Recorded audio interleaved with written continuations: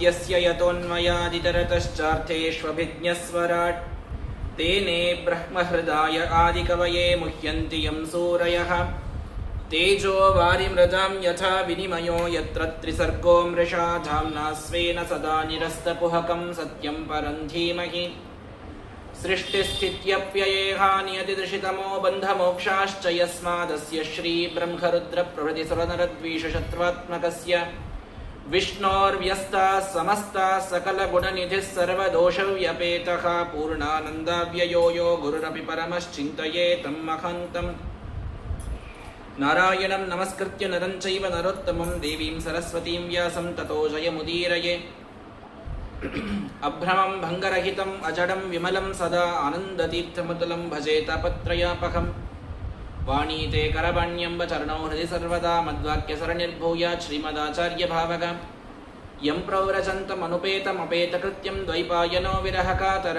ಆಜುಹಾವ ಪುತ್ರೇತಿ ತನ್ಮಯತಯಾ ತರವೋಪಿ ನೇದುಃ तं ಸರ್ವಭೂತಹೃದಯಂ ಮುನಿಮಾನತೋಸ್ಮಿ ನಮೋऽस्तु ತಾತ್ವಿಕಾ ದೇವಾ ವಿಷ್ಣುಭಕ್ತಿಪರಾಯಣಾಃ ಧರ್ಮಮಾರ್ಗೇ ಪ್ರೇರಯन्तु ಭವಂತಃ ಸರ್ವ ಏವ ಹಿ ಟೀಕಾಕೃತ್ಪಾದವರ್ಯಾನ್ ಶತಮತಿಮತವಿಸ್ತಾರಕಾನ್ ಸಂಯಮೀಂದ್ರಾನ್ ವಂದೇ ಸದ್ಭಾವಬೋಧಪ್ರವೃತ್ತಿಪರಿಮಳಗ್ರಂಥಕಾರಾನ್ ಗುರುಂಶ್ಚ ಸದ್ಧರ್ಮಾಖ್ಯಾನ್ಯತೀಂದ್ರಾನ್ ಕವಿಕುಲತಿಲಕಾನ್ಯಸ್ತಗಂಗಾಂತರಂಗಾನ್ ಸತ್ಯಧ್ಯಾನಪ್ರಮೋದಾನ್ ಸಕಲಗುರುಕೃಪಾಕಾರ ಸತ್ಯಾತ್ಮತೀರ್ಥಾನ್ ವಿದ್ಯಾಪೀಠವಿಧಾತಾರಂ ವಿದ್ಯಾವಾರಿಧಿಚಂದಿರಂ ವಿದ್ಯಾರ್ಥಿವತ್ಸಲಂ ವಂದೇ ಮಹಾಮಹಿಮ ಸದ್ಗುರುಂ ಬುಧೈರಪಿ ಸುದುರ್ಬೋಧೆ ಗ್ರಂಥೇಯನ್ ಮಮ ಸಾಹಸಂ ತತ್ಪಾರಯಂತು ನಿಪುಣಾಃ ಗುರುಪಾದರಜಕ್ಕಣಾಃ ಸಮಾಶ್ರಯೇದ್ಗುರುಂ ಭಕ್ತ್ಯಾ ಮಹಾವಿಶ್ವಾಸಪೂರ್ವಕಂ ನಿಕ್ಷಿಪೇತ್ ಸರ್ವಭಾರಾಂಶ್ಚ ಗುರೋಃ ಶ್ರೀಪಾದಪಂಕಜೇ ಶ್ರೀ ಗುರುಭ್ಯೋ ನಮಃ ಹರಿ ಓಂ ಸ್ವಸ್ತ್ಯಸ್ತೋಷೇಸ್ತಾಂ ಸನ್ಮಂಗಲಾನಿ ಭವಂತು ಶ್ಲೋಕೈಕಶ್ರವಣಪಠನಮಾತ್ರೇಣ ವಕ್ತುಶ್ಚ ಶ್ರೋತॄಣಾಂ ನಿಖಿಲಕಲಿಕತಕಲ್ಮಷಾಪನೋದಪಟದೇ ಧರ್ಮಾದ್ಯಖಿಲಪುರುಷಾರ್ಥಸಾಧನೀಭೂತೆ ಶ್ರೀಮದ್ಭಾಗವತೆ ತೃತೀಯಸ್ಕಂಧೇ ಅದ್ಯ ಕಿಂಚಿತ್ ಪೂರ್ವಕಥಾನುವಾದಃ ಹರಿ ಓಂ ಶುಕ ಉವಾಚ ನಿಶಮ್ಯ ವಾಚಂ ವದತೋ ಮುನಿಃ ಪುಣ್ಯತಮಾನ್ ನೃಪ ಭೂಯಃ ಪಪ್ರಚ್ಛ ಕೌರವ್ಯೋ ವಾಸುದೇವಕಥಾಧೃತಃ.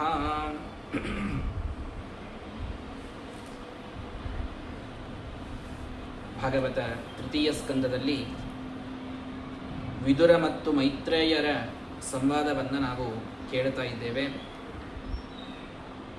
ಹರಿದ್ವಾರದ ಗಂಗೆಯ ದಡದಲ್ಲಿ ಕೃಷ್ಣನ ಆದೇಶದಂತೆ ಮೈತ್ರೇಯರು ಅಲ್ಲಿ ಉಪಾಸೀನರಾದಾಗ ಮೊದಲು ಉದ್ಧವ ತೀರ್ಥಯಾತ್ರೆಯ ನೆಪದಲ್ಲಿ ದುರ್ಯೋಧನನ ನಿಂದೆಯಿಂದ ಹೊರಬಂದಂತಹ ವಿದುರನಿಗೆ ತಾನು ಭೇಟಿಯಾಗಿ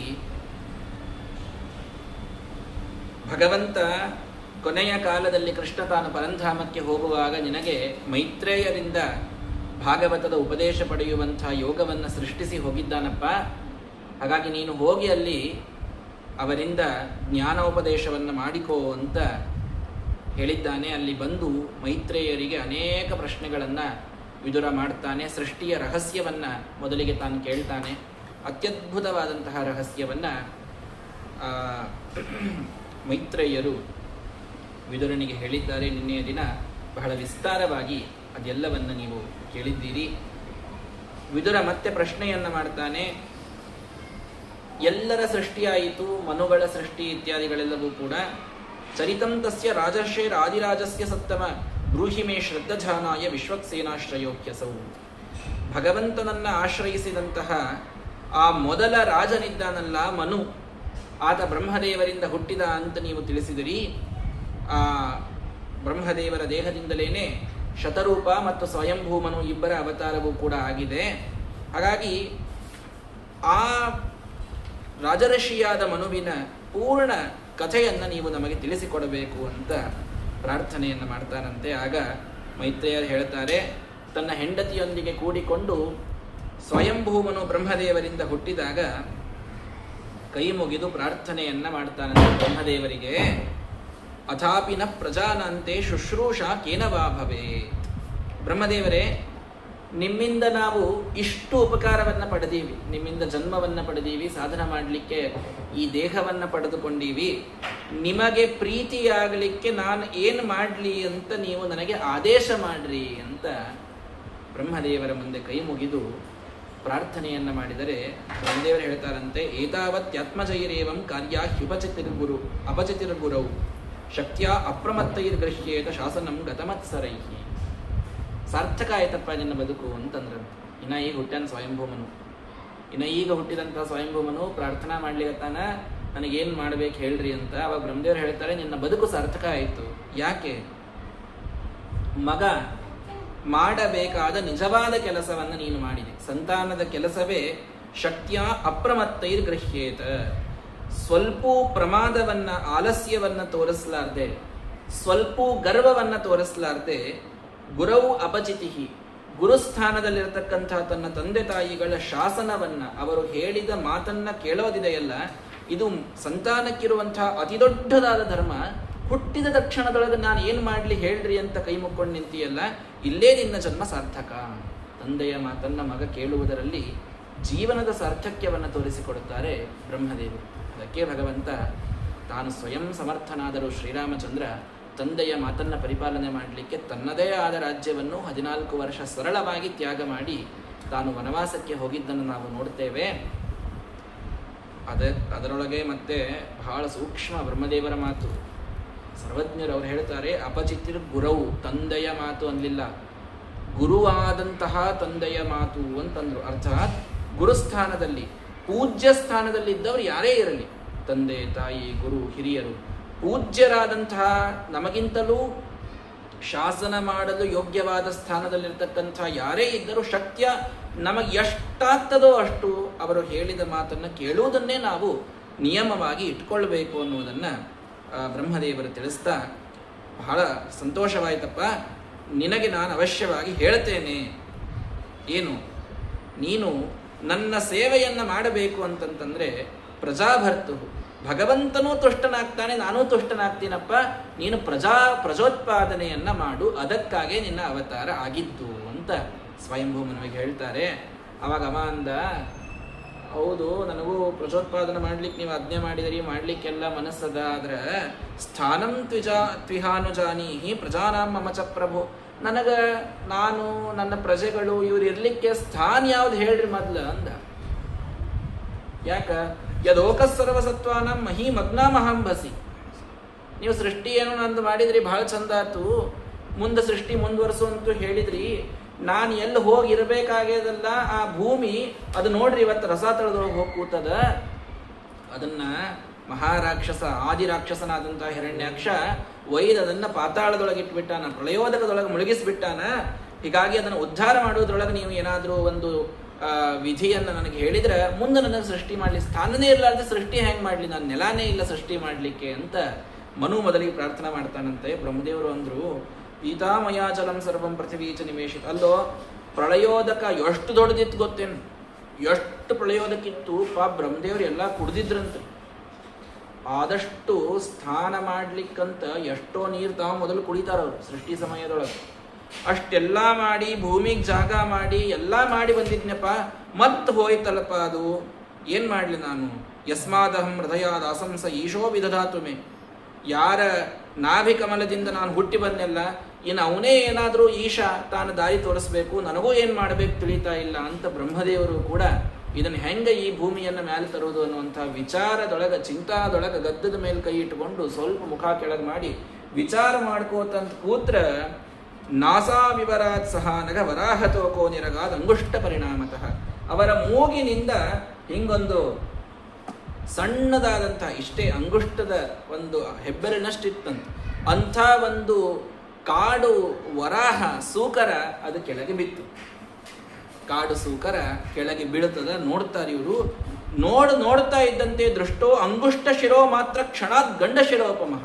ಒಂದು ಕ್ಷಣದೊಳಗೆ ಒಂದು ದೊಡ್ಡ ಪರ್ವತದಷ್ಟು ಆಗ್ಬಿಡುತ್ತೆ. ಒಂದು ಸಣ್ಣ ಅಂಗುಷ್ಟದಷ್ಟು ಇದ್ದಷ್ಟು ದೊಡ್ಡ ಪರ್ವತದಂತಹ ಒಂದು ಆ ಕಾಡು ಹಂದಿಯ ರೂಪವನ್ನ ಅವರು ನೋಡಿದ್ರು. ಅಪಿಸ್ವಿದ್ ಭಗವಾನೇಶಃ ಯಜ್ಞೋ ಮೇ ಖೇದ ಯನ್ಮನಃ.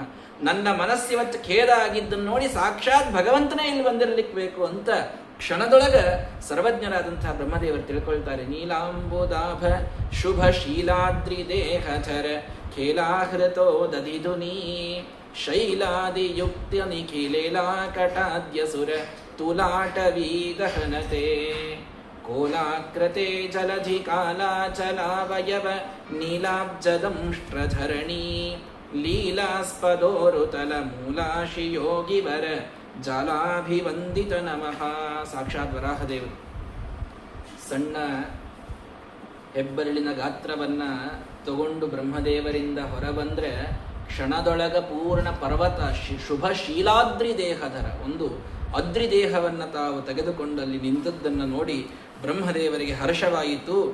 ಅವರು ಎಲ್ಲ ದೇವತೆಗಳಿಗೆ ಕರೆದು ತೋರಿಸ್ತಾರೆ. ಎಲ್ಲರೂ ನಮಸ್ಕಾರವನ್ನು ಮಾಡಿದರೆ ಭಗವಂತ ತಾನು ಬ್ರಹ್ಮದೇವರ ಮನಸ್ಸನ್ನು ಅರಿತುಕೊಂಡು ಆ ಪೃಥ್ವಿಯನ್ನು ತನ್ನ ಸ್ಥಾನಕ್ಕೆ ತಾನು ಮರಳಿ ತರಬೇಕು, ಪ್ರಳಯೋದಕದಿಂದ ಪಾತಾಳದಿಂದ ಎತ್ತಿ ಮೇಲೆ ಅದನ್ನು ತರಬೇಕು ಅನ್ನುವಂತಹ ವಿಚಾರವನ್ನು ಮಾಡಿ ಘ್ರಾಣೇನ ಪೃಥ್ವ್ಯಾ ಪದವೀಂ ವಿಜಿಘ್ರನ್. ಎಲ್ಲದ ಈ ಪೃಥ್ವಿ ಅಂತ ನೋಡ್ಬೇಕಲ್ಲ, ವರಾಹ ರೂಪ ಅಂದ್ರೆ ಹಂದಿಯ ರೂಪ. ಪ್ರಾಣಿಗಳೇನು ಮಾಡ್ತಾವ? ಗಂಧದಿಂದ ಎಲ್ಲವನ್ನು ಗೊತ್ತಿಡಿತಾವ ಅಂತ, ವಾಸನೆಯಿಂದ ಗೊತ್ತಿಡಿತಾವ ನೋಡ್ರಿ.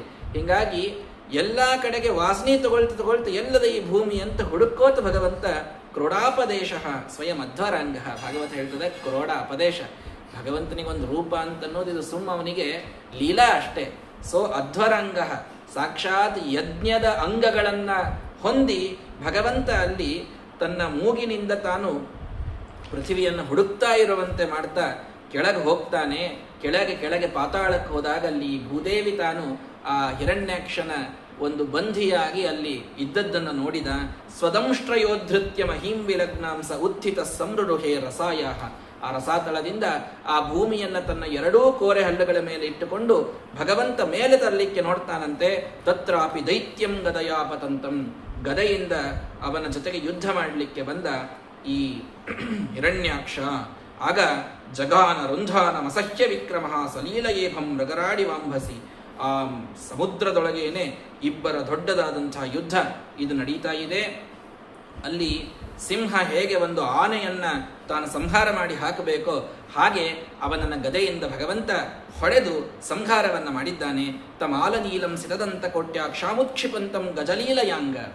ಅದ್ಭುತವಾದ ಲೀಲೆಯಿಂದ ಆ ಭಗವಂತನ ನೀಲವಾದ ಸ್ವರೂಪವನ್ನು ನೋಡಿ, ಅವನ ಆ ದಂತಕೋಟಿಯನ್ನು ನೋಡಿ ದೇವತೆಗಳು ತಾಳ್ಕೊಳ್ಳಿಕ್ಕಾಗಲಾರದೆ ಬಂದು ಅವನಿಗೆ ಸ್ತೋತ್ರವನ್ನ ಮಾಡಿ ಪುಷ್ಪವೃಷ್ಟಿಯನ್ನ ಮಾಡ್ತಾರೆ. ಜಿತಂಜಿತಂತೆ ಜಿತ ಯಜ್ಞ ಭಾವನ ತ್ರಯೀತನುಂ ಸ್ವಾಂ ಪರಿಧುನ್ವತೆ ಸ್ಮಃ ಯಲ್ಲೋಮಗರ್ತೇಶು ನಿಲಿಲ್ಯುರಬ್ಧ ಅಬ್ಧಯ ತಸ್ಮೈ ನಮಃ ಕಾರಣ ಸೌಕರಾಯತೆ. ಅವರಂದ್ರಂತ ಭಗವಂತ ಗೆದ್ದಿ ನೀನು ಅಂತ. ಯಾಕ? ನಿನ್ನ ತನು ಎಲ್ಲೋಮಗರ್ತೇಶು, ಒಂದೊಂದು ರೋಮಕೂಪದೊಳಗೆ ಒಂದು ಕೂದಲಿರ್ಲಿಕ್ಕೆ ಏನೊಂದು ರಂಧ್ರ ಅದಲ್ಲ ನಮ್ಮ ದೇಹದೊಳಗೆ, ಆ ಒಂದು ರಂಧ್ರದೊಳಗೆ ಒಂದೊಂದು ಸಮುದ್ರ ಇತ್ತಂತ ಭಗವಂತನು. ಒಂದು ರೋಮಕೂಪದಾಗ ಒಂದು ಸಮುದ್ರ ಹಿಂಗೆ ಝಾಡಿಸಿದ ಅಂತಂತಂದ್ರೆ ಸಮುದ್ರ ಸೃಷ್ಟಿ ಆಗ್ಬಿಡ್ಬೇಕು. ಅಷ್ಟು ಭಗವಂತನ ದೊಡ್ಡದಾದಂತಹ ವರಾಹ ರೂಪ ಇತ್ತಂತ. ಅದನ್ನು ನೋಡಿ ನಮಸ್ಕಾರ ಮಾಡ್ತಾರೆ. ಯಜ್ಞ ವರಾಹ ನೀನು ಅಂತ ಅವನ ಸ್ತೋತ್ರ ಮಾಡಿದರು. ಯಾಕ? ಛಂದಾಂಸಿ ಯಸ್ಯತ್ವ ಚಿಬರ್ಹಿರೋಮ ಸ್ವಾಜ್ಯಂದ್ರಶಿತ್ವಂಘ್ರಿಷು ಚಾತುರ್ಹೋತ್ರಂ. ನೋಡ್ರಿ, ಅವನ ಸಪ್ತ ಛಂದಸ್ಸುಗಳೇನಿವೆಯಲ್ಲ ಅವೆಲ್ಲವೂ ಅವನ ದೇಹ, ಅವನ ಚರ್ಮದಿಂದ ಬಂದು ಅಂತ. ಬರಹಿರೋಮ ಅವನ ಕೂದಲುಗಳಿಂದ ದರ್ಭಗಳು ಬಂದು ಅಂತ. ಆ ವರಾಹರೂಪಿಯಾದ ಭಗವಂತನ ಕೂದಲುಗಳಿಂದ. ಅವನ ಕಣ್ಣಿನಿಂದ ತುಪ್ಪ ಹುಟ್ಟಿ ಬಂತಂತ. ಅವನ ಪಾದಗಳಿಂದ ಚಾತುರ್ಹೋತ್ರ, ಅವೆಲ್ಲವೂ ಕರ್ಮಗಳು, ಅವೆಲ್ಲವೂ ಕೂಡ ಬಂದಾವಂತ. ಸೃಕ್ ತುಂಡ ಆಸೀತ್ ಸ್ರವ ಈಶನಾಸಯೋಹೋ. ಮೂಗಿನಿಂದ ಸ್ರುವ ಬಂತು, ಮುಖದಿಂದ ಸೃಕ್ ಬಂತು. ಇಡೋದರೇ ಚಮ ಸಕ್ಕರ್ಣ ರಂಧ್ರೆ. ಅವನ ಚರ್ವಣ ರಸದ ಜಿಹ್ವಿಕಾದಿಂದ ಒಂದೊಂದೊಂದೊಂದು ಇಡ ಅಂದ್ರೆ ಭಕ್ಷಣದ ಪಾತ್ರೆ ಇಟ್ಟಿರ್ತಾರೆ ನೋಡ್ರಿ ಹೋಮದೊಳಗ, ಅದು ಬಂತು. ಬ್ರಹ್ಮಭಾಗಕ್ಕೊಂದು ಪಾತ್ರೆ ಇರ್ತದೆ ಪ್ರಾಶಿತ್ರ ಅಂತ, ಅದು ಬಂತು. ಇವೆಲ್ಲವೂ ಕೂಡ ಭಗವಂತನ ಆ ವರಾಹನಾಮಕ ಭಗವಂತನ ದೇಹದಿಂದ ಇವೆಲ್ಲವೂ ಕೂಡ ಹೊರಗೆ ಬರ್ತಾ ಇದೆ. ಹಾಗಾಗಿ ಯಜ್ಞವರಾಹ ಅಂತ ಅವನ ಸ್ತೋತ್ರವನ್ನ ಎಲ್ಲ ದೇವತೆಗಳು ಬಂದು ಅಲ್ಲಿ ಮಾಡ್ತಾ ಇದ್ದಾರೆ. ಸ ಇಚ್ಛಂ ಭಗವಾನೋರ್ವೀಂ ವಿಶ್ವಕ್ಸೇನ ಪ್ರಜಾಪತಿ ರಸಾಯ ಲೀಲಯೋನ್ನೀತಾಂ ಅಪ್ಸುನ್ಯಸ್ಯ ಯಯೌಹರಿಹಿ. ಭಗವಂತ ಸೃಷ್ಟಿಯ ಆದಿಕಾಲದೊಳಗೆ ಮನುವಿಗೆ ತಾನು ಸಹಾಯ ಮಾಡಲಿಕ್ಕೆ ಅಂತ ಅವನ ಸ್ಥಾನವನ್ನ ಕೇಳಿದಾಗ ಬ್ರಹ್ಮದೇವರು ಹುಟ್ಟಿಸಿದ ಭೂಮಿ ಇದು ಪಾತಾಳದಲ್ಲಿ ಮಗ್ನವಾದಾಗ ತಾನದನ್ನು ಮೇಲೆ ತಂದಿಟ್ಟು ತನ್ನ ಕೆಲಸ ಮುಗೀತು ಅಂತ ಭಗವಂತ ಹೋಗ್ತಾ ಇದ್ದಾನೆ. ಇದು ಒಂದು ಮೊದಲನೆಯ ವರಾಹಾವತಾರ. ಏವಮೇತಾಂ ಹರಿಮೇಧಸೋ ಹರೇ ಕಥಾಂ ಸುಭದ್ರಾಂ ಕಥನೀಯ ಮಾಗಿನಃ ಶೃಣ್ವೀತ ಭಕ್ತ್ಯಾ ಶ್ರವಯೇತ ಘೋಷಿತೀಂ ಜನಾರ್ದನೋಸ್ಯಾಶು ಹೃದಯ ಪ್ರಸೀದತಿ. ಆದಿ ಹಿರಣ್ಯಾಕ್ಷನ, ಆದಿ ರಾಕ್ಷಸನಾದ ಹಿರಣ್ಯಾಕ್ಷನ ಸಂಹಾರವನ್ನ ಆದಿವರಾಹ ತಾನು ಮಾಡಿದ್ದರ ಕಥೆಯನ್ನ ಕೇಳೋದರಿಂದ ಹೃದಯದೊಳಗೆ ಭಗವಂತ ತಾನು ಬಂದು ನೆಲೆಸ್ತಾನೆ ಅನ್ನುವಂತಹ ಫಲವನ್ನ ಭಾಗವತ ನಮಗೆ ತಿಳಿಸಿಕೊಡ್ತಾ ಇದೆ. ಹಾಗಾಗಿ ಇದು ಮೊದಲನೆಯ ವರಾಹ ರೂಪ.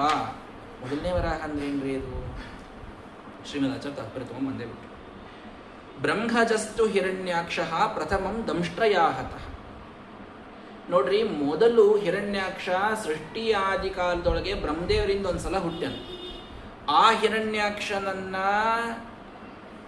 ಭಗವಂತ ತನ್ನ ಕೋರೆ ಹಲ್ಲುಗಳಿಂದ ಗದಾ ತಗೊಂಡು ಹೊಡಿಲಿಕ್ಕೆ ಬಂದಾಗ ಕೋರೆ ಹಲ್ಲುಗಳಿಂದ ಚುಚ್ಚಿ ಅವನ ಸಂಹಾರ ಮಾಡ್ಯಾನ. ಸಂಹಾರ ಮಾಡಿ ಭೂಮಿ ಮೇಲೆ ತಂದಿಟ್ಟಂತಹದ್ದು ಆದಿವರಾಹ ರೂಪ. ಸಯೇವ ಪಾರ್ಷದಾವಿಷ್ಟೋ ದ್ವಿತೀಯಂ ಕರ್ಣತಾಡನ. ಅದೇ ಹಿರಣ್ಯಾಕ್ಷ ಮುಂದೆ ಜಯ ವಿಜಯರು ಹಿರಣ್ಯಕಶಿಪುವಾಗಿ ಹುಟ್ಟಿದಾಗ ಈ ಆದಿ ಹಿರಣ್ಯಾಕ್ಷ ಯಾರು ಮೊದಲನೇ ಸಲ ವರಾಹದೇವರಿಂದ ಸತ್ತಿರ್ತಾನೋ ಅವನೇ ಆ ವಿಜಯನೊಳಗೆ ಆವಿಷ್ಟನಾಗಿ ಮತ್ತೆ ಹಿರಣ್ಯಾಕ್ಷನ ಹೆಸರಿನಿಂದ ಬರ್ತಾನೆ. ಅದು ಎರಡನೇದ್ದು. ಅವಾಗ ಮತ್ತೊಮ್ಮೆ ವರಾಹದೇವ್, ಅವಾಗ ಬ್ರಹ್ಮದೇವರಿಂದ ಹುಟ್ಟಿಲ್ಲ, ದಿತಿ ಮತ್ತು ಕಶ್ಯಪರಿಂದ ಹುಟ್ಟ್ಯಾರ ಅವರಿಬ್ರು ರಾಕ್ಷಸರು, ಹಿರಣ್ಯಾಕ್ಷ ಹಿರಣ್ಯಕಶಿಪು. ಅಲ್ಲಿ ಮತ್ತೊಮ್ಮೆ ಹಿರಣ್ಯಾಕ್ಷ ಹುಟ್ಟಿದಾಗ ಭಗವಂತ ಎರಡನೇ ಸಲ ಅದೇ ಮತ್ತೆ ವರಾಹ ರೂಪವನ್ನು ತಗೊಂಡು ಆವಾಗ ಅವನನ್ನ ಕೊರೆ ಹಲ್ಲಿನಿಂದ ಸಾಯಿಸಿಲ್ಲ, ಕೈ ತಗೊಂಡು ಅವನು ಕಿವಿ ಕೆಳಗೆ ಹೊಡೆದಂತ, ಕಂಠಪಟ್ಟಿ ಹೊಡಿತಂತ್ರಿ ನೋಡ್ರಿ. ಹಂಗ ಕೈ ತಗೊಂಡು ಕಿವಿ ಕೆಳಗೆ ಹೊಡೆದದ್ದಕ್ಕೆ ಸಾಯಿ ಹೊಡೆದಾನಂತ. ಯಾರನ್ನ? ಹಿರಣ್ಯಾಕ್ಷನಂತ. ಕರ್ಣತಾಡನಾಥ್ ಅಂತ. ಇದು ಎರಡನೇ ರೂಪ. ಆವಾಗ ಮತ್ತೊಮ್ಮೆ ಭೂಮಿಯನ್ನ ಉದ್ಧಾರ ಮಾಡಿ ತಾನು ತಂದಿಟ್ಟಾನೆ. ಹೀಗೆ ಎರಡು ಸಲ ಹಿರಣ್ಯಾಕ್ಷ ಬಂದಾಗ ಎರಡೂ ಸಲ ವರಾಹ ರೂಪವನ್ನು ಭಗವಂತ ತೆಗೆದುಕೊಂಡಾನೆ ಅನ್ನುವಂಥದ್ದನ್ನ ಶ್ರೀಮದಾಚಾರ್ಯ ತಾತ್ಪರ್ಯದಲ್ಲಿ ನಮಗೆ ತಿಳಿಸಿಕೊಡ್ತಾ ಇದ್ದಾರೆ. ಆವಾಗ ಅಥಾತ್ರಾಪಿ ಇತಿಹಾಸೋಯಂ ಶ್ರುತೋಮೇ ವರ್ಣಿತಪುರ. ಆವಾಗ ಮೈತ್ರೇಯರು ಹೇಳ್ತಾರೆ, ಬ್ರಹ್ಮದೇವರಿಂದ ಕೇಳಿದಂತಹ ಒಂದು ಇತಿಹಾಸವನ್ನು ನಾನು ನಿಮಗೆ ಹೇಳ್ತೇನೆ. ಎರಡನೇ ಸಲ ಯಾಕೆ ಹಿರಣ್ಯಾಕ್ಷ ಬಂದ ಅಂತನ್ಲಿಕ್ಕೆ, ಒಂದ್ಸಲ ಮತ್ತು ವರಾಹದೇವರಿಂದ ಸತ್ತು ಹೋಗ್ಬಿಟ್ಟಾನ, ಮತ್ತೊಮ್ಮೆ ಯಾಕೆ ಬಂದ ಅಂತನ್ಲಿಕ್ಕೆ ಇತಿಹಾಸವನ್ನು ಹೇಳ್ತೇನೆ ಅಂತ ಒಂದು ಇತಿಹಾಸ ಬಹಳ ಪ್ರಸಿದ್ಧವಾದದ್ದು, ನಮಗೆಲ್ಲರಿಗೂ ಗೊತ್ತಿರತಕ್ಕಂತಹ ಒಂದು ಕಥೆಯನ್ನು ಹೇಳ್ತಾರೆ. ಏನು? ದಕ್ಷನ ಮಗಳಾದಂತಹ ದಿತಿದೇವಿ. ಆ ದಿತಿದೇವಿ ಮಾರೀಚ ಋಷಿಗಳ ಮಕ್ಕಳಾದಂತಹ ಈ ಕಶ್ಯಪರ ಪತ್ನಿಯಾಗಿ ತಾನು ಬಂದಿದ್ದಾಳೆ. ಅಲ್ಲಿ ಭಗವಂತರಾದ ಅರ್ಥಾತ್ ಋಷಿಗಳಾದಂತಹ ಆ ಕಶ್ಯಪರ ಸೇವೆಯನ್ನ ವಿಶಿಷ್ಟವಾಗಿ ತಾನು ಮಾಡುತ್ತಾಳೆ ದಿತಿದೇವಿ. ಒಂದು ಸಲ ತಾನು ಕಾಮಾತುರಳಾಗಿ ಅವರಿಗೆ ಹೋಗಿ ಪ್ರಾರ್ಥನೆಯನ್ನ ಮಾಡುತ್ತಾರೆ. ನನ್ನ ತಂದೆ ಮಕ್ಕಳ ಮೇಲೆ ಬಹಳ ಪ್ರೀತಿ ಅವನಿಗೆ, ಹಂಗಾಗಿ ಕಶ್ಯಪರಿಗೆ ಯಾರು ಮದುವೆ ಆಗ್ತೀರಿ ಅಂತ ಎಲ್ಲಾರನ್ನೂ ಪ್ರತ್ಯೇಕ ಕರೆದು ಕೇಳಿದ್ನಂತ. ನೀ ಮದುವೆ ಆಗ್ತೇನೆ 13 ಮಂದಿ ಅಂದ್ರಂತ, ನಾ ಅವ್ರನ್ನೇ ಮದುವೆ ಆಗ್ತೇನೆ ಅಂತ. ದಕ್ಷ ಪ್ರಜಾಪತಿಗೆ 60 ಹೆಣ್ಮಕ್ಳಿದ್ರು ಆಯ್ತಾ. ಅದ್ರಾಗ 13 ಮಂದಿ ಏನಂದ್ರೆ ಗೊತ್ತೇನಪ್ಪ, ನಾನು ಕಶ್ಯಪರನ್ನೇ ಮದುವೆ ಆಗ್ತೀನಿ ಅಂತಂದ್ರು. ಮತ್ತು ಪ್ರತ್ಯೇಕ ಕೇಳಿದ್ದ, ಅವ್ರ ಇಚ್ಛಾ ಹೆಂಗದ ಹಂಗೆ ಮಾಡೋಣ ಅಂತೇಳಿ 13 ಮಂದಿನ ಕಶ್ಯಪರಿಗೆ ಮದುವೆ ಮಾಡಿ ಕೊಟ್ಬಿಟ್ಟವ. ಯಾರು? ದಕ್ಷ ಪ್ರಜಾಪತಿ. ಆವಾಗ ಕಶ್ಯಪರಿಗೆ ಹೇಳಿರ್ತಾನೆ, ನನ್ನ ಎಲ್ಲ ಮಕ್ಕಳನ್ನು ನೀವು ಸಮಾನವಾಗಿ ಪ್ರೀತಿಸಬೇಕು ಅಂತ ಹೇಳಿರ್ತಾನೆ. ಹಾಗಾಗಿ ನನ್ನ ಇಚ್ಛೆಯಿಂದಲೇ ನಿಮಗೆ ನಾನು ಮದುವೆಯಾಗಿ ನಮ್ಮ ತಂದೆಯಿಂದ ಕನ್ಯಾದಾನ ಮಾಡಿಕೊಟ್ಟವಳಾಗಿ ಬಂದೀನಿ ಸ್ವಾಮಿ. ಅದಕ್ಕೆ ನನಗಿವತ್ತ ಪ್ರವೃದ್ಧ ಅನಂಗ ಕಶ್ಮಲಾಂ, ನನಗೆ ನಿಮ್ಮ ಜೊತೆಗೆ ಸಂಗ ಮಾಡುವಂತಹ ಇಚ್ಛೆ ಕಾಮ ಇದು ಬಂದಿದೆ. ಹಾಗಾಗಿ ನೀವು ನನಗೆ ಸುಖವನ್ನು ನೀಡಬೇಕು ಅಂತ ಪ್ರಾರ್ಥನೆಯನ್ನು ಮಾಡಿದ್ಲು. ಪತ್ನಿ ತಾನು ತನ್ನ ಪತಿಗೆ ಪ್ರಾರ್ಥನೆಯನ್ನು ಮಾಡ್ತಾಳೆ. ಆವಾಗ ಯಾವ ಆಶ್ರಿತ್ಯ ಇಂದ್ರಿಯಾರಾತೀನ್ ದುರ್ಜಯಾನ್ ಇತರಾಶ್ರಮೈಹಿ ವಯಂ ಜಯೇಮ ಹೇಲಾಭಿಹಿ ದಸ್ಯೋನ್ ದುರ್ಗಪತಿರ್ಯಥ. ಅವರಂದ್ರು, ಅಲ್ಲಮ್ಮ, ಇಂದ್ರಿಯವನ್ನು ಗೆಲ್ಲುವುದು ಎಷ್ಟು ಕಷ್ಟ ಅಂತ ನಿನಗೆ ಗೊತ್ತೇನು? ಇನ್ನುಳಿದ ಆಶ್ರಮದ ಯಾವ ಜನರೂ ಕೂಡ ಇಂದ್ರಿಯಗಳನ್ನು ಗೆಲ್ಲುವುದಿಲ್ಲ. ಅಂಥದ್ದನ್ನು ನಾವು ಭಗವಂತನ ಅತಿಶಯವಾದ ಧ್ಯಾನವನ್ನು ಮಾಡಿ, ಸಾಧನಾ ಮಾಡಿ, ನಿರಂತರವಾದ ಯಜ್ಞಯಾಗಗಳನ್ನು ಮಾಡಿ ನಮ್ಮ ಇಂದ್ರಿಯಗಳನ್ನು ನಾವು ಗೆದ್ದುಕೊಂಡು ಕೂತಿರ್ತೀವಿ. ಯಥಾವಾಂ ನಾತಿವಾಚಂತಿ ಮುಹೂರ್ತಂ ಪ್ರತಿಪಾಲಯ. ಅಂಥದ್ದು ನೀನು ಸರಳವಾಗಿ ನನ್ನ ಇಂದ್ರಿಯಗಳಿಗೆ ಅಧರ್ಮಕ್ಕೆ ಜಗ್ಗಿಬಿಟ್ಟಿ ಅಂತಂತಂದ್ರೆ ಏನು ವಿಚಿತ್ರ ಇದು? ಯಾಕೆ? ಏನು ಅಧರ್ಮ? ಏಷಾ ಘೋರತಮಾ ವೇಳ ಘೋರಾಣಾಂ ಘೋರದರ್ಶನ. ಇದು ಸಂಜೆಯ ವೇಳೆ. ಕಶ್ಯಪರು ಹೇಳ್ತಾರೆ, ಸಂಜೆಯ ವೇಳೆಯಲ್ಲಿ ಸರ್ವಥಾ ಪತಿಪತ್ನಿಯರು ಸಂಘವನ್ನು ಮಾಡಬಾರದಮ್ಮ. ನಾವಿಷ್ಟು ವರ್ಷ ಕಾಯ್ದುಕೊಂಡು ಬಂದಂತಹ ಇಂದ್ರಿಯ ಜಯವನ್ನು ನೀನು ಸರಳವಾಗಿ ಅಧರ್ಮದ ಪಥಕ್ಕೆ ಹಾಕಿಬಿಟ್ಟಿ ಅಂತಂತಂದ್ರೆ ಹೆಂಗೆ ನಡೀತದ? ಅದಕ್ಕೆ ಮುಹೂರ್ತಂ ಪ್ರತಿಪಾಲಯ, ಇನ್ನೊಂದೆರಡು ತಾಸು ರಾತ್ರಿಯಲ್ಲಿ ಪತಿಪತ್ನಿಯರಿಗೆ ಸಂಘ ಇದು ವಿಹಿತವಾದಂಥದ್ದು. ಹಾಗಾಗಿ ನೀನು ಸಂಜೆ ಕಾಲಕ್ಕೆ ಇದನ್ನು ಕೇಳ್ತಾ ಇದ್ದೀಯಲ್ಲ, ನಾನು ಇದಕ್ಕೆ ಅನುಮತಿಯನ್ನು ಕೊಡುವುದಿಲ್ಲ. ಯಾಕ? ಚರಂತಿ ಯಸ್ಯಾಂ ಭೂತಾನಿ ಭೂತೇಶಾನುಚರಾಣಿಹ. ಸಾಯಂಕಾಲ ಇದು ರುದ್ರದೇವರ ಸಮಯ.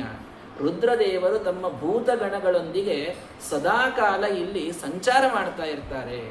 ಭೂಮಿಯ ಮೇಲೆ ಸಾಯಂಕಾಲ ರುದ್ರದೇವರ ಸಂಚಾರ ಇರ್ತದಮ್ಮ. ಭಸ್ಮಾವ ಕುಂಠಾಮಲ ರುಕ್ಮ ದೇಹ ದೇವಸ್ತ್ರಿಭಿ ಪಶ್ಯತಿ ದೇವರಸ್ತೆ. ಆ ನಿನ್ನ ದೇವರ ಅಂತಂತಾರ ನೋಡ್ರಿ, ಹಿಂದಿ ಒಳಗೆ ದೇವರ ಅಂತಂತಾರ ನೋಡ್ರಿ, ಅದು ಸಂಸ್ಕೃತದ ಪದ. ದೇವರ ಅಂದ್ರೆ ಮೈದ್ನ ಅಂತ ಅರ್ಥ. ಮೈದ್ನ ಅಂದ್ರೆ ನಿನ್ನ ತಂಗಿ ಯಾರು ಸತೀದೇವಿ, ಅವಳ ಗಂಡ ದಿತಿ ಸತಿ ಇಬ್ರು ದಕ್ಷಿಣ ಮಕ್ಕಳ, ಇಬ್ರು ದಾಕ್ಷಾಯಣಿಯರೇ. ಹೀಗಾಗಿ ನಿನ್ನ ತಂಗಿಯ ಗಂಡ ರುದ್ರದೇವರು ಅದ್ಭುತವಾದ ಬಂಗಾರದಂತಹ ದೇಹ, ಭಸ್ಮವನ್ನ ಲೇಪನ ಮಾಡಿಕೊಂಡು ಈ ಸಂಧ್ಯಾಕಾಲದೊಳಗೆ ಅವರು ಎಲ್ಲ ಕಡೆಗೆ ಸಂಚಾರ ಮಾಡ್ತಾ ಯಾರು ಧರ್ಮ ಕಾರ್ಯ ಮಾಡ್ತಿರ್ತಾರೋ ಅವರಿಗೆ ಅನುಗ್ರಹ ಮಾಡ್ಕೋತ ಶಿವತಾನ ಅಡ್ಡಾಡುವಂತಹ ಸಮಯ. ಇಂಥ ಸಮಯದೊಳಗೆ ಪತಿಪತ್ನಿಯರು ಎಂದಿಗೂ ಕೂಡ ಸಂಘವನ್ನು ಮಾಡಬಾರ್ದಮ್ಮ. ಹಾಗಾಗಿ ಒಂದು ಮುಹೂರ್ತ ನೀನು ತಡೆದುಕೋ ಅಂತ ಎಷ್ಟು ಹೇಳಿದ್ರು ಕೂಡ ಅವಳು ಕೇಳಲಿಲ್ಲ. ಜಗ್ರಾಹವಾಸೋ ಬ್ರಹ್ಮರ್ಷೆ ರಶಲೀವ ಗತತ್ರಪ. ನಾಚಿಕೆಯನ್ನು ಬಿಟ್ಟು ಅವರ ವಸ್ತ್ರಕ್ಕೆ ತಾನು ಕೈ ಹಾಕಿ ಎಳೆದಿದ್ದಾಳೆ. ಆಗ ಅವಳ ಮನಸ್ಸಿನ ಬಾಧೆಯನ್ನು ತಿಳಿದುಕೊಂಡು ಕಶ್ಯಪರು ಅತ್ಯಂತ ಗಂಭೀರವಾಗಿ ಅವಳಲ್ಲಿ ತಾವು ಸಂಘವನ್ನು ಮಾಡಿದರೂ ಕೂಡ ಮುಂದೆ ಬಂದು ಆಚಮನವನ್ನು ಮಾಡಿ ಪ್ರಾಣಾಯಾಮವನ್ನು ಮಾಡಿ ಜಪವನ್ನು ಮಾಡ್ತಾ ತಮ್ಮ ಪಾಪವನ್ನು ಕಳ್ಕೊಂಡ್ಬಿಟ್ರು. ಜಪವನ್ನು ಮಾಡಿ ಅವರು ಆ ಪಾಪವನ್ನು ಕಳ್ಕೊಂಡಾಗ ದಿತಿಸ್ತು ವ್ರೀಡಿತಾತೇನ ಕರ್ಮಾವಧ್ಯೇನ ಭಾರತ. ಇಂಥ ಕುಕೃತ್ಯವನ್ನ ಮಾಡಿದ ದಿತಿ ಮಾತ್ರ ಮನಸ್ಸಿನಲ್ಲಿ ಒದ್ದಾಡ್ತಾ ಇದ್ದಾಳೆ. ನನಗೆ ಇಂಥ ಕೆಟ್ಟ ಕೆಲಸ ನನ್ನಿಂದ ನಡೆದು ಹೋಗ್ಬಿಡುತ್ತಲ್ಲ. ನಮೇ ಗರ್ಭಮಿಮಂ ಬ್ರಹ್ಮನ್ ಭೂತಾನಾಂ ವೃಷಭೋವಧಿ. ನನ್ನ ಈ ಗರ್ಭವನ್ನ ಆ ರುದ್ರದೇವರು ಸಂಹಾರ ಮಾಡ್ಲಾರ್ದಂಗೆ ನೋಡ್ಕೋರಿ. ಆವಾಗ ಬಂದು ಕ್ಷಮಾ ಕೇಳಲಿಕ್ಕತ್ಲು ತನ್ನ ಗಂಡಗ. ನನ್ನ ಗರ್ಭ ಏನೂ ಆಗಲಾರ್ದಂಗೆ ನೋಡ್ಕೊಳ್ರಿ ನೀವು. ಕಶ್ಯಪರಿಗೆ ಸಿಟ್ಟು ಬಂದುಬಿಟ್ಟಿತ್ತು. ಅಧರ್ಮ ಮಾಡಬೇಡ ಅಂತ ಎಷ್ಟು ಹೇಳಿದ್ರು ನನ್ನ ಮಾತು ನೀನು ಕೇಳಲಿಲ್ಲ.